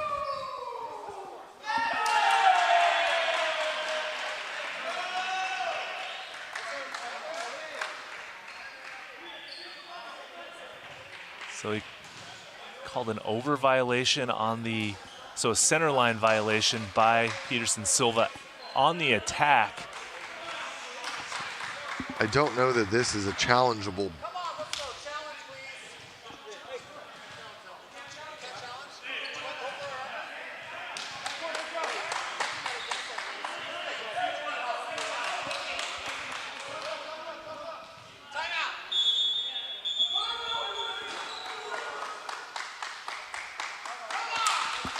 Timeout called on the side of the Seattle Sasquatch. Some aggravation over there for Coach Walters, but we're going to take a quick break, kind of get sorted out what's going on. We'll come back to you with some more information here right after this.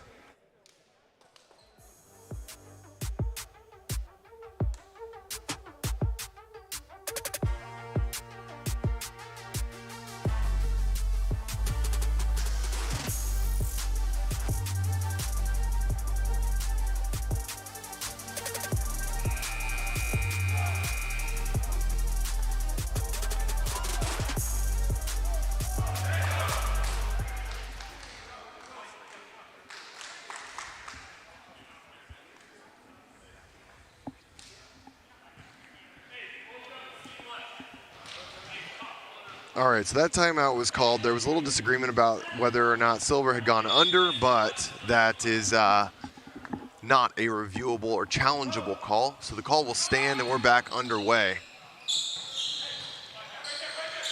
Felix takes the first ball, looks for a backside set, finds it, Ceiling keeps it alive. Schumacher's going to bring it back, free ball opportunity, and that means Felix Chapman lines up for another swing.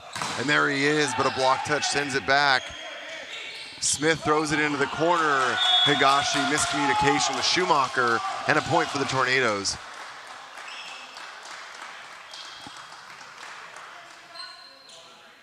Well, it is certainly the Felix Chapman show on every opportunity in transition. Chapman getting practically every single set here for Tornadoes, so it's should be retitled Felix Chapman versus Seattle Sasquatch. Yesterday was Southern Exposure versus Felix Chapman.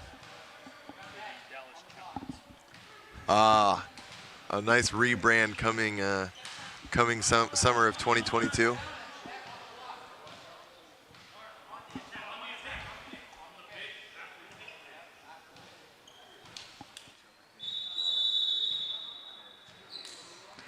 We've got a challenge coming through. 1 second, we'll get clarification.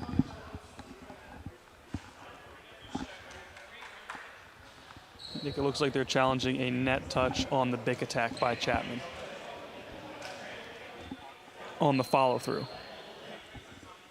That would be one of the most interesting challenges I've ever seen come through. I didn't see it one way or the other. Pretty specific. I believe one of those swings went through the tape and it maybe moved the net, so we'll have to see, but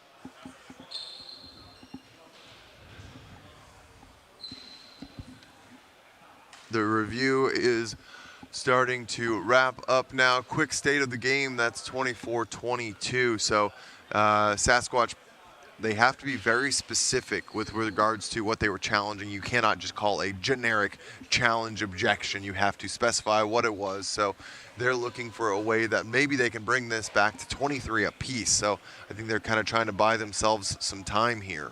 Well, yeah, and it's a very pivotal point here of set number 3.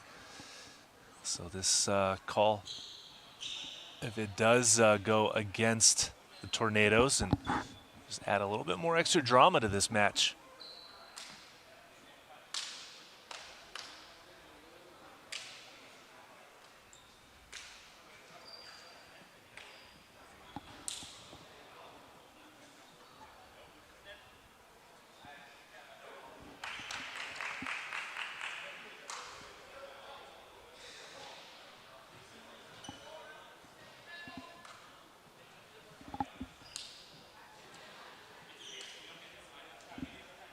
No, are you able to get any insight and vision on that one? Or Based on what I'm seeing in the replay, it doesn't look like Chapman is in the net. It looks like he's just cleanly avoiding the bottom of the tape, but we'll see the official call as there's a discussion between the referee and the Seattle Sasquatch.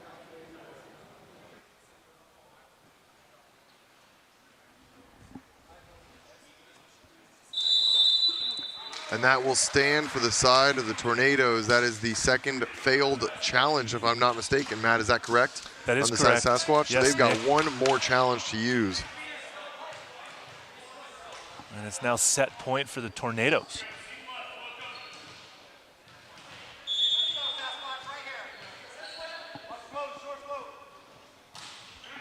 Float serve from Vasquez. And a set goes to Silva on the outside. No touch, goes wide, and that's going to do it. Dallas Tornadoes are able to battle back and take the win in set number 3, 25-22, taking a 2-1 set lead. We'll be back here for set number 4 right after this.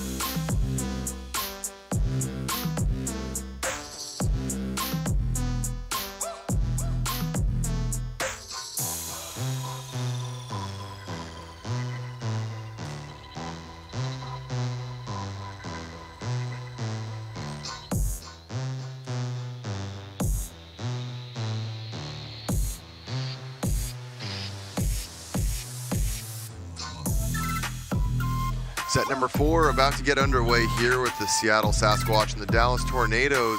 We got a nice bit of sideline information. Noah, take it away. Thanks, Nick. And on both sides, things were getting a bit tense. I mean, with the Tornadoes, they don't want to be the first team to lose to the Sasquatch team. With the Sasquatch, they felt like they were so close and they had momentum on their side, and they felt it slip away. So again, kind of arguing and hoping for every call. And their game plan of serving Felix Chapman has been working thus far, and I overheard on the Tornadoes sideline basically saying, let's start sharing the court, letting the two liberos that are out there basically cover Chapman's ground and give him less responsibility in that serve-receive game to get them in more of a rhythm and keep utilizing Chapman to pull ahead in this game. Well, great to hear exactly, what their game plan is. I think that Seattle Sasquatch thus far has been executing quite well on their plan of serving Chapman. A lot of their guys are jump servers normally, but they have gone instead to an entire goal of make sure they're hitting their serves. They've kept their missed serves down to just 5. 5 errors with 3 aces across 3 sets is definitely in a very, very safe level of serving. The reception on the side of the Tornadoes at a 63%, so hard to know if it's exactly worth it or not, but right on the edge. But at least they're executing the plan that they brought into the match. On the side of the Dallas Tornadoes, you definitely want to see some improvement there on their ability to just make the easy plays that they get as transitionable as possible. But with a variety of rotating positions here, it'll be interesting to see if they can find their flow right off the bat in the 4th set.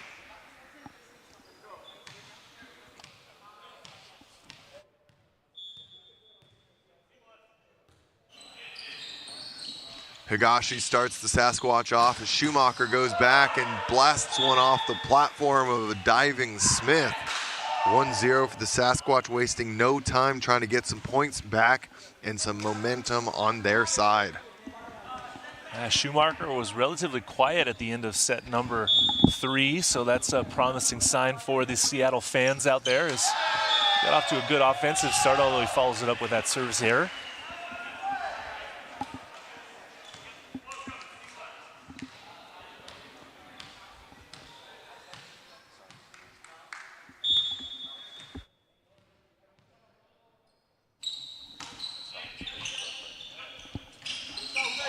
Outside off the head of Ben Riley. Silva just continues pounding balls for that's going to be his 15th kill on 35 attempts, swinging over 40%. Very impressive. Yeah, that's going to be the tail of the tape if Sasquatch is able to force this match to a 5th set tiebreaker and pull off their first victory of the season here. Still a ways to go, though. Wow, disciplined move there. It was kind of an anticlimactic one. I thought that was going to be a pretty big joust, and instead just a well-made move there by Simon. Just kind of throws it straight down. Interesting to look at the difference here and where these sets are going. 46 attempts so far for Felix Chapman with 19 kills, 8 errors. He's been blocked 1 time. Although on the other side of the court, Schumacher and Silva are the recipient of almost every single set. Silva misses that one just wide. They're trying to get Cody McCracken involved in the middle, but if I'm not mistaken, I think he's currently still without a kill. Oh, he's got 1 kill, 1 error on 7 attempts, so just not quite getting the job done offensively, swinging for a lot of zeros.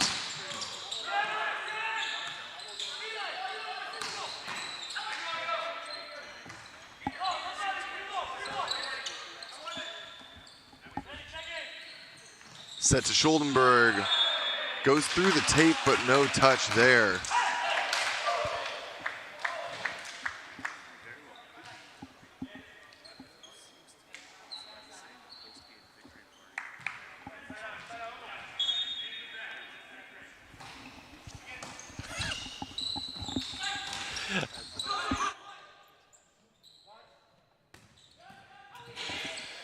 Diving save by Schumacher, and Silva from the left side in transition gets it done.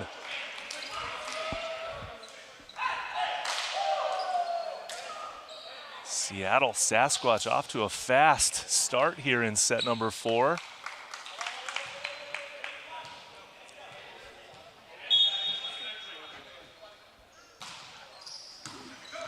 Perfect pass, good option here.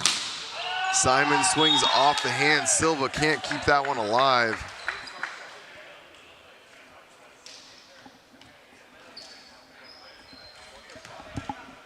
Once again, a great pass there from number 10.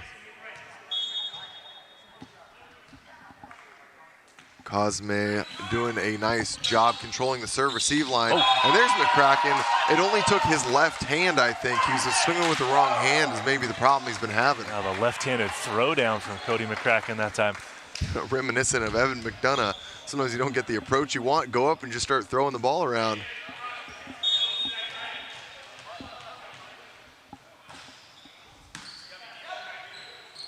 Schuldenberg transitions from a nice pass to a nice swing.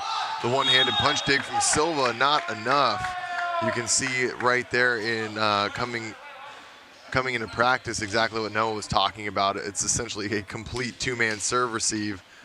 Felix Chapman is responsible for virtually nothing back there in terms of the passing responsibilities.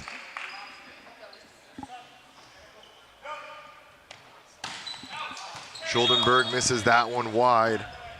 And Nick, with those lighter float serves that the Sasquatch are putting out there, Chapman just plans to, on point of contact, step aside and let his liberos take the pass. It's a pretty good strategy. We'll see where it ends up for them. Takes that one, but you saw the shift starting to happen. But now he hits it off the antenna, and that's going to be a point for Sasquatch, who was able to get a triple block. That's a big piece of it, though, is their serve goes where they want it, and Felix Chapman was the only option off the pass that was given there. So they're looking for a triple block commit. But the missed serve from McCracken, Seattle Sasquatch letting Tornadoes off the hook every time they earn something effectively. They feel like they're just racing to give it right back.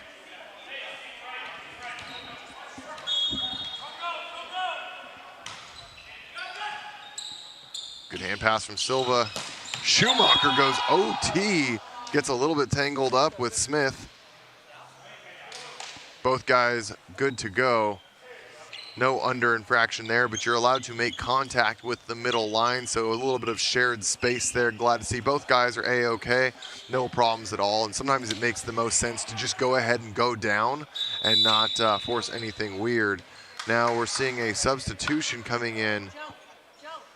Chapman being replaced.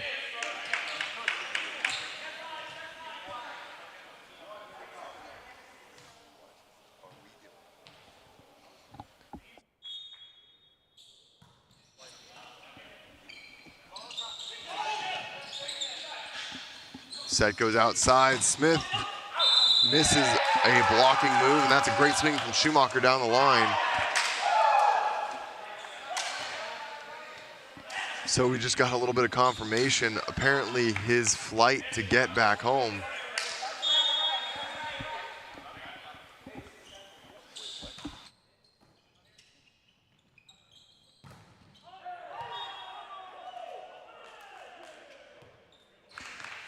But we're getting a little sideline report that unfortunately Chapman, in order to get back, that's, part of the unfortunate part of this league is right now with everyone not being full-time, there are some responsibilities to return to. So he will not be able to complete this match, and it's going to look to the rest of the Tornadoes. This is why a lot of teams look to have a bit of depth, but it's not going to work out for them here.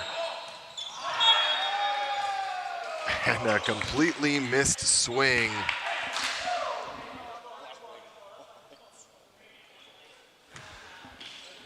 Dallas Tornadoes are definitely going to be feeling his absence here. They are really wishing they would have taken care of some business in 3 sets, because right now they could be in for some big trouble. Yeah, certainly true, Nick.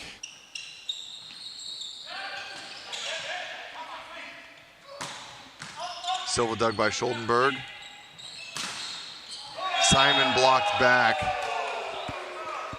Nick, it'll be interesting to see, what the rest of these Tornadoes are made of. I mean, down your starting center and your huge impact outside middle opposite player in Felix Chapman from who you started with. So, I mean, I don't know what, Ivan Onduhar is going to pull out and how they can respond, but for the Sasquatch, this is a chance to really pounce on a team that's shorthanded. Yeah, and you got to play the cards that are dealt to you.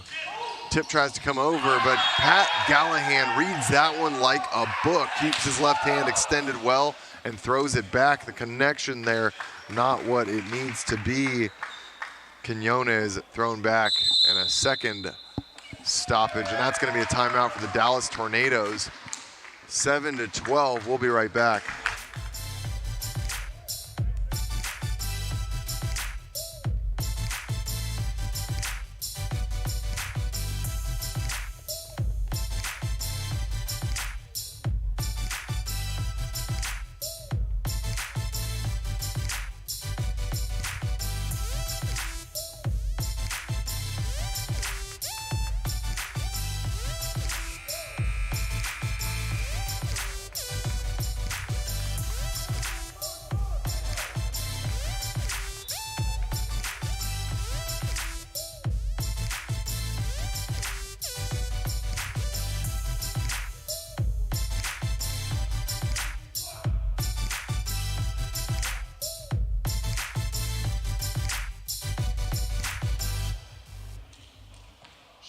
Still behind the service line now with a 5-point lead. I'll be curious what happens when your serving target is no longer there.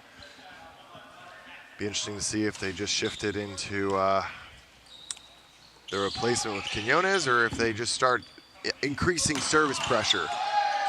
Ball kept alive, not able to be sent over. Up ref Pat Bradley almost gets taken down as Simon blows past. So we'll reorient the referee stand there. And now Sasquatch with a commanding lead at 13-7 in a bit of a turn that I don't think many of us saw coming at all.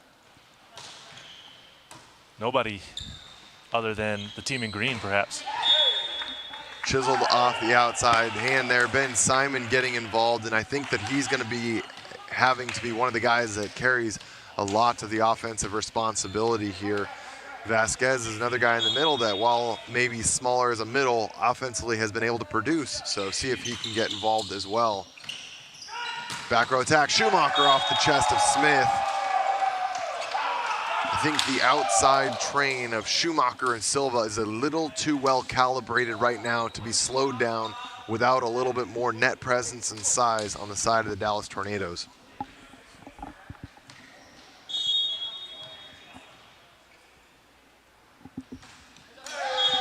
Pat Gallahan leaves that one short.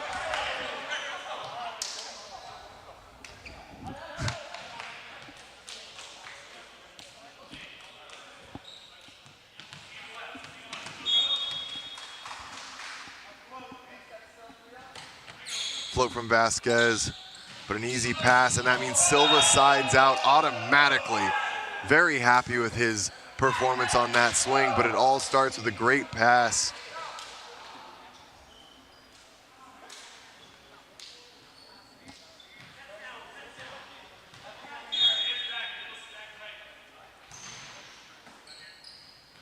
Good pass. Simon takes a swing, but there's a net there against Silva. Simon happy to draw the foul. Down by 5. Certainly still in striking range, but they've got to start closing that gap right now.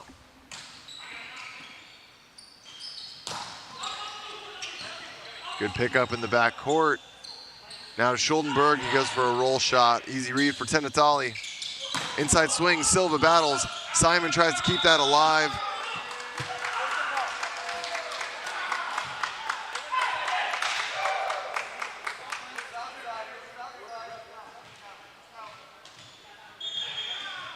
So the confusion here, and this will actually likely be a replay, is that the ball, if it goes over, it can only be brought back if it goes over the net outside the antenna. What was confusing there is that it actually went over outside the antenna but over the net equipment, and I think just kind of by habit of default, maybe a whistle was blown. But if I saw that correctly, I think this is going to have to come back because Tornadoes had a chance to bring that ball back into play. Well, they did, but I think from my angle, Nick, I saw the ball basically go right over the top of the antenna, meaning that half the ball was still in play or in bounds technically. So, but we will see replay here to get it right, and I think that's the best call.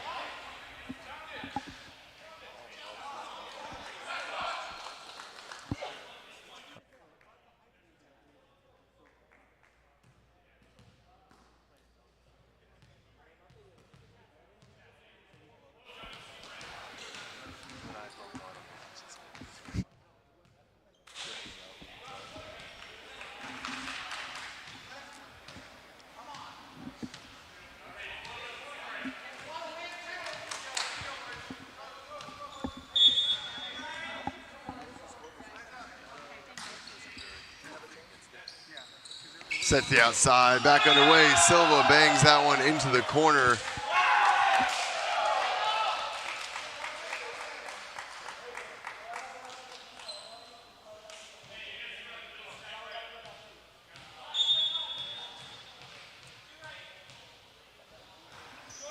So with the float, one option out to Schumacher. McCracken gets a nice block touch, and now the D-ball option from Tenatali. Too much heat to handle, sends that one out of the back of the court. And at 17 to 10, the door is closing here as Seattle is relentless with their pressure. As long as they continue not giving away any free points, I think, from the service line and just keep their pressure up, they're in a good spot to close this one out. Smith goes to Schuldenberg. Schuldenberg goes for high hands. No one to be found. And that's going to be 18 to 10. The 8-point lead extended. Seattle Sasquatch now just basically racing to the finish line at an insurmountable difference to overcome. Yeah, what a turnaround by Seattle. Chike Oporum swings and a triple block. Schumacher gets involved even on that one, but a nice shutdown there. 19 to 10. It's a tough spot to be in with Chapman now removed from the system, but they are dreading this current situation on the court. Nice pass from Schuldenberg. Now they try Simon. Simon gets a touch though, and that's going to be called. So a point for the Tornadoes, a desperately needed point. They desperately need more than one, Nick, but right now it's all Seattle in set number 4. Tornadoes getting a little bit of luck finding that fingertip, and our down referee calling the touch on that one.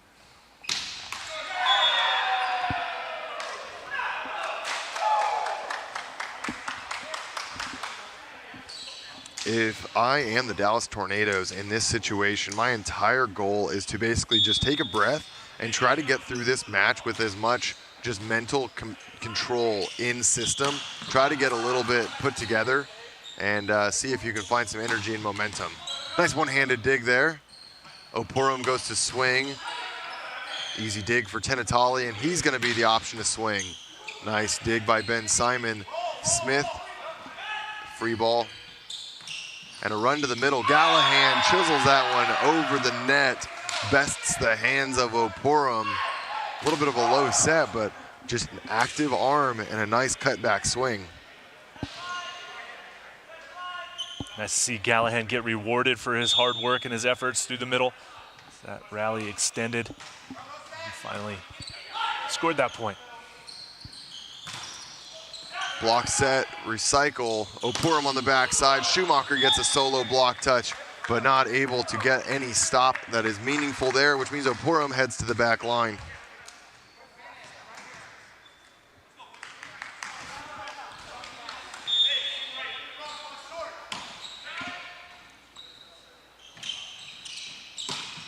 Hard swing into the angle. Schumacher with a big kill there. 22 to 12. This is quite the authoritative lead, and the outsides are just too much to handle.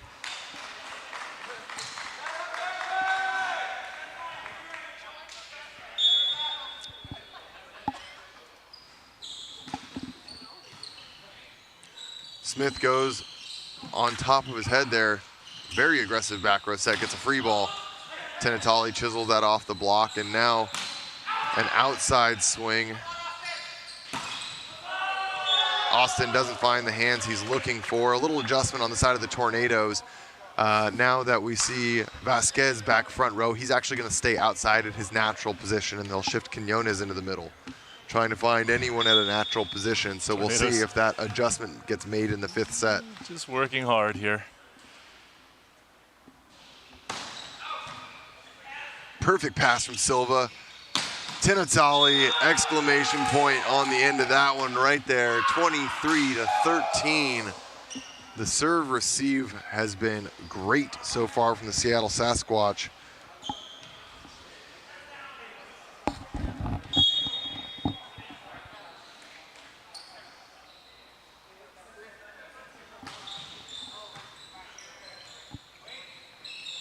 Outside there goes to Simon, recycled, roll shot, covers himself. Quinones swings, punches that one over and traps it between the net and the antenna.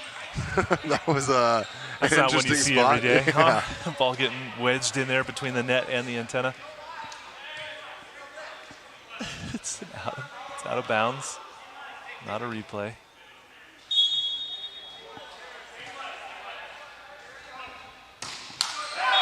Serve left short from Quinones, and that's going to be set point. There's 10 opportunities here for Seattle to score 1 point.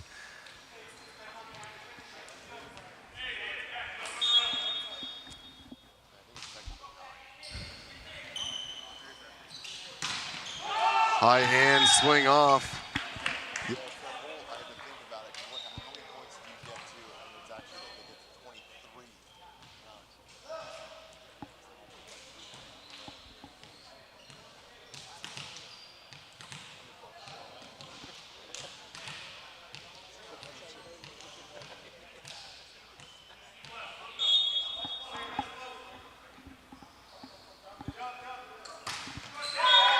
And that will be the end of set number 4, a missed serve.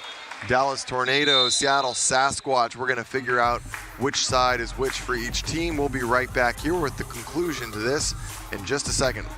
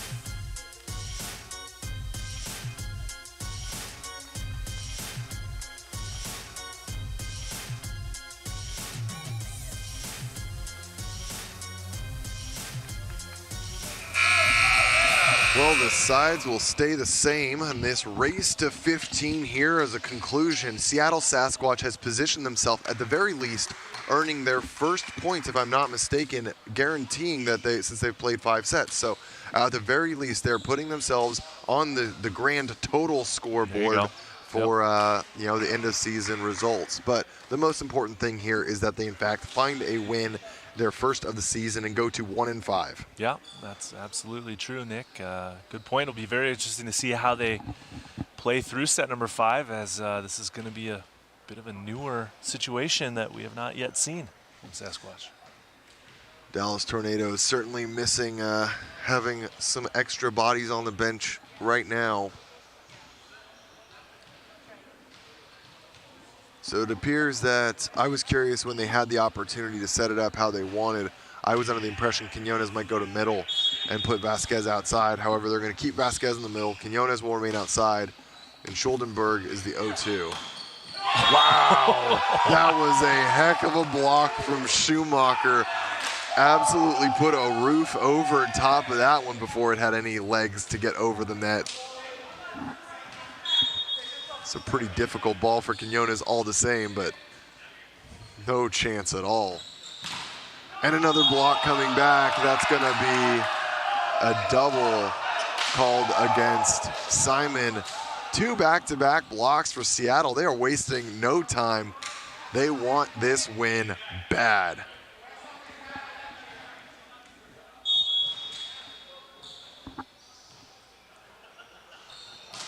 Float serve from Hong.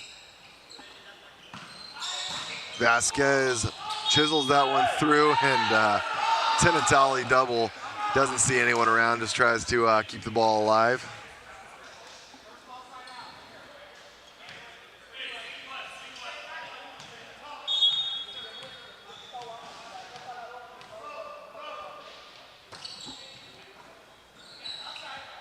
Higashi airs that one out, and Tinatali now with the swing, but a little too much heat on it. Sean Smith laying out. Got to be careful. You don't have any other options. If he gets injured there, there's no real choices. So you got to really be careful at this point in the game.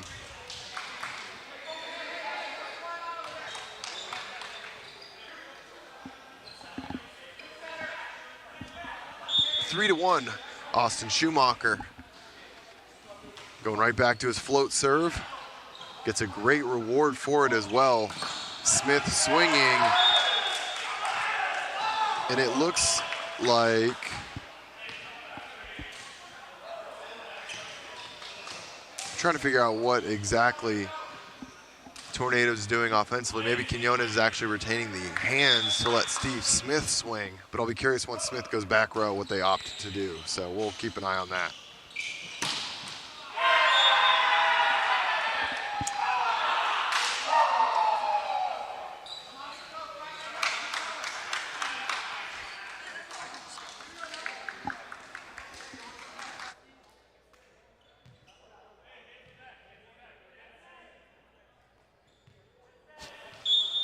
So what we're seeing here is just a variety of moves of Tornadoes trying to get creative, but that tight set, Schumacher controls it well, or that was Silva. Point for the Sasquatch.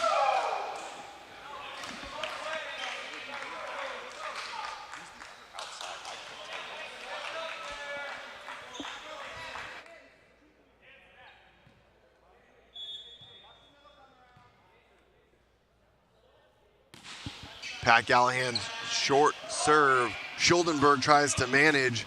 Easy pickup, though, for Schumacher. And now Silva bangs that one into the hands of Smith.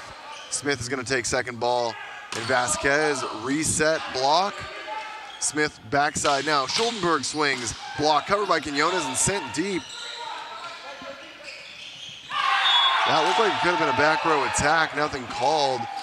But Sasquatch able to clean up the trash on that play all the same. 6-2, 4-point lead.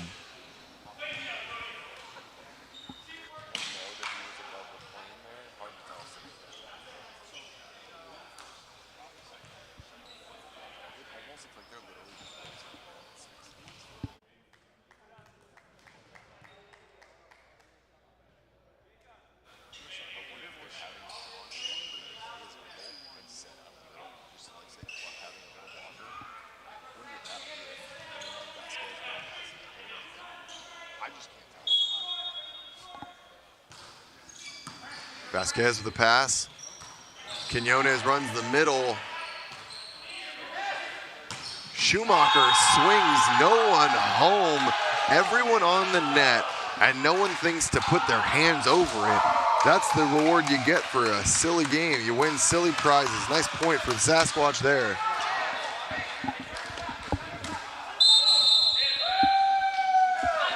A timeout called. He rattled Dallas Tornadoes. 1 point until a side switch, 7-2. It feels like Seattle Sasquatch have everything to secure their first win, but we'll find out right after this.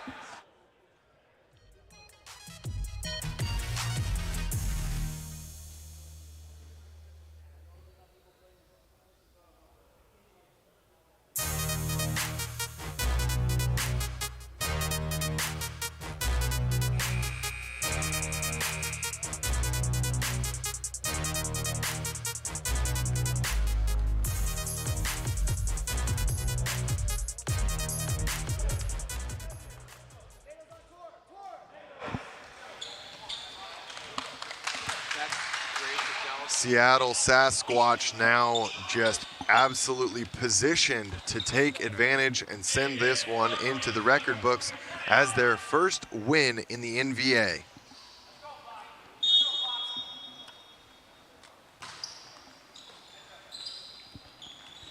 Schuldenberg swinging into the double block, cannot find the hands there.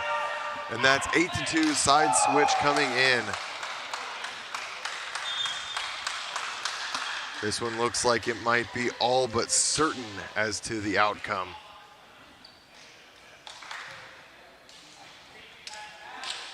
The side switch is not a timeout. Play will resume immediately as the teams get reset. This is to ensure no advantage gained from whatever side of the net that you're on. Pat Gallahan will continue serving.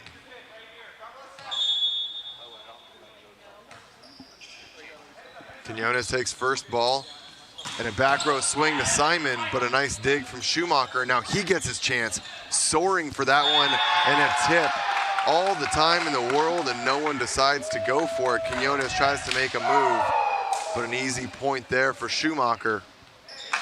He's got a pretty impressive vertical. He gets up after the ball. Yeah, very much so, Nick. He really can do a great job jumping, especially that time out of the back row. Good vision, too, finding that open court to tip that ball over the block and down. And now Seattle just 6 points away from getting that very elusive first victory of the 2022 NBA season here for the expansion club. Coming into this one, both Chicago Untouchables and Seattle Sasquatch winless. And I heard an interesting stat. Chicago Untouchables, that win that they secured yesterday against Seattle was their first win ever in the Pierce Sports Center. Even in the 2021 season, the one event we had in Atlantic City, that was all of their wins that season. They didn't pick up any others in the other two events here at Pierce that they participated in. Yeah. So they were able to finally, check that one off the box. And Seattle looks like they might be doing the same thing here just 1 day later. 3 serving 9 now. Vasquez goes to Schumacher, but a perfect pass means McCracken gets involved. And we've been waiting all match long to see a big swing for the middle. Number 6 gets it done there, and excited to be contributing offensively.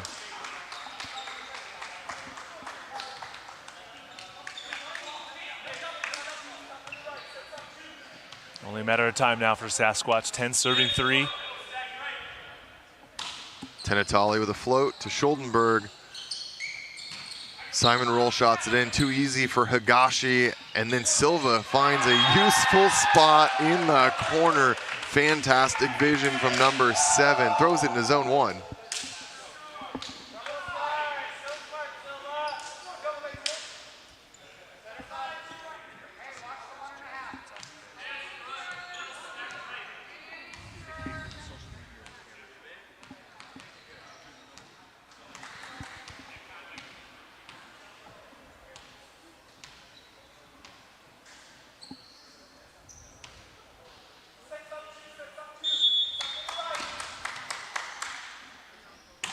Flow from Tenatali, just barely squeaks by, but gets the overpass. Higashi with a great pass, bailing that out. Schumacher overruns that one just a bit, misses it on the way by. I like the set attempt there. It's a good, it's been a very powerful option for them so far.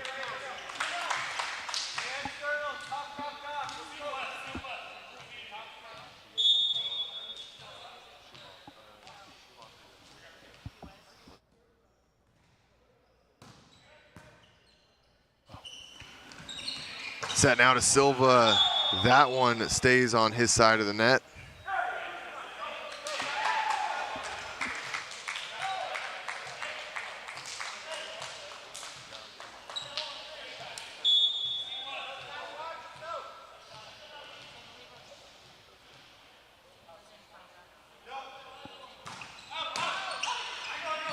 Bump set here from Schumacher. Silva hammers that one into the angle. Absolutely gets a hold of it. And this is much of the Silva that we saw in Event 1, where he really was a bright spot on this roster, capable of taking over a match almost by himself. Now joined by Austin Schumacher. And once Sam Cole gets back in the mix, some pieces coming together.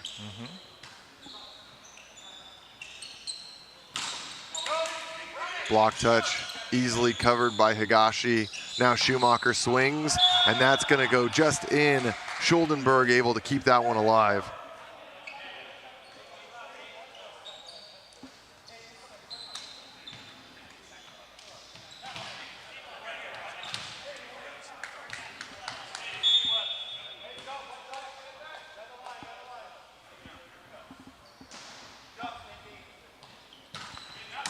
Schuldenberg gets a hold of that one, but Higashi ready to battle with it.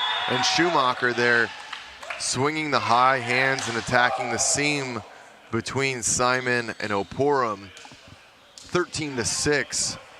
Matt, there is just not enough time to mount a comeback at this point. Well, it's certainly not if you're missing some of your key players like the Tornadoes are. They still have an opportunity, but they've got to start with a side out or else it's pretty much all done. A cover with the shoulder. Quinones covers up Oporum. Tinatali swings the D-ball. Schuldenberg gets a dig and a double. That ball might be super wet, but Smith wants that one back. Sasquatch slime we saw earlier today, yeah. Nick. But what is it now? Match point for Seattle. Match point. Something we have not said yet this season. Nope. And there's a lot of Seattle fans that have been tuning in, waiting to see it. So get on your feet at home where you're checking this one out. It's about to come to fruition. Nice play, Nick. Got to keep the ball alive. Yep. Trying to bring it back in. I was ready for middle back to take a rip. Another opportunity. All they need is one side out to secure their first victory of the season, Nick.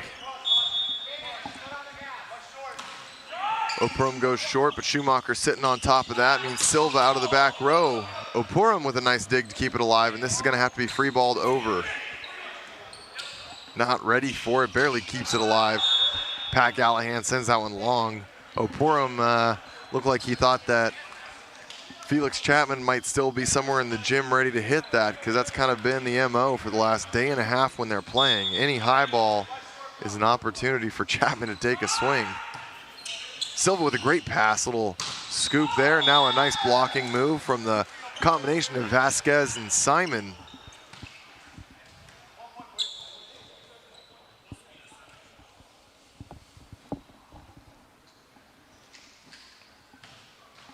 Silva left a little bit of a lake on the court there as he passed that very first ball just off the tape. So we're going to take a moment to clean that up, make sure our players are safe and no wet spots on the court. And after that, the onslaught that Tornadoes will try to mount here to make a 5-point run will resume. A good pass. Smith keeps it alive. Schuldenberg to Quinones. Quinones is blocked but covered. Oporum hits it into the net, and that's going to do it. The Seattle Sasquatch are finally in the win column. Dallas Tornadoes short on personnel, short on options, and now taking a loss, as that will push them to 3-3, tying with the Utah Stingers in their division. That is a tough spot for them to be in, I think, considering that after a hard-fought win against Exposure yesterday, they might have been coming into this match believing that they really were maybe heading for a much easier win, but not able to come to fruition here. That was quite the barn burner, and I think based off of that first set going 25-15 to Dallas Tornadoes, we thought that might have been one of the quickest matches of the day. Yeah. Turned out not to be the case. Certainly celebratory. Congratulations to the Seattle Sasquatch getting their first victory of the year and their first victory in the club history. So on this Memorial Day, getting a little extra history in the books for the club from Seattle, so congratulations to them. Yeah, and one of those things that we always talk about when you get some of these new squads coming in, there's a variety of uphill battles they fight, whether it's finding the right talent in their area, it's creating a team unit and a style of play. And sometimes it all comes together in too short a period of time. So I think that you're seeing a lot of hard work from a variety of players really start to come together. We talk about Higashi all the time, such a steady and consistent libero. We talked about Sam Cole, even though he's not here this weekend, very reliable. Yep. Silva has been the go-to. Really has been the motor, the engine of this team, and today his efforts was really the difference maker. Yeah, and I think no surprise there. Double-digit kills. He's going to get the man of the match. So Noah Chass on the sideline with him. We'll throw it over to you guys. Take it away. Thanks, Nick. Peterson Silva, our man of the match and first win in the books. How do you feel? Hey, we feel great. We have been working hard, trying our best to find the win. Had a tough match yesterday, and we just came out on top today. We played together, and it's a great feeling. You guys came together, and you led the way offensively. What was clicking for you up at the net? I mean, we had a new setter this event, and I just won it. I was like, I'm tired of losing, and just give it to me. I want the responsibility, and I was on, and the connection was there. The setter was trusting me, and I was like, just give it to me. I'll put it down, and we're gonna win. Like, we won it. Obviously, Tornadoes lost a few guys midway through, but you were down in that match. What does it say about your fight that you were able to come back and do so convincingly? Well, we knew what we need to do in order to win. We were trying to minimize their big hitter, and I think we did a good job at that. And like I say, we just played together, worked together. Each of us knew we had a role in the team, and just do your part, and it all going to click together. Thank you so much. Peterson Silva, the Seattle Sasquatch get their first win in the NVA. Nick? Well, that's a tough spot. Dallas Tornadoes, that's one of those things that you talk about in the NVA. You have 25 roster spots, and you've got to see what roster personnel, some unfortunate injuries, an early departure there for Felix Chapman, but that's part of the league and finding out what's going to work for you. Yep. But a great win. Congratulations in order for Seattle Sasquatch. A lot of fans rolled out for them to see that win here today. So very well earned for that club. Up next, we're going to have another great match coming your way. This is going to be the Las Vegas Ramblers against the second expansion team, the Colorado Kraken. Yeah. And later on tonight at 6 p.m., your OC Stunners are taking on the LA Blaze in a SoCal battle. So excited to see that one. Two more matches today. I'm Nick England. This is Matt Prosser. Joined on the sideline by Noah Chass. We'll see you there.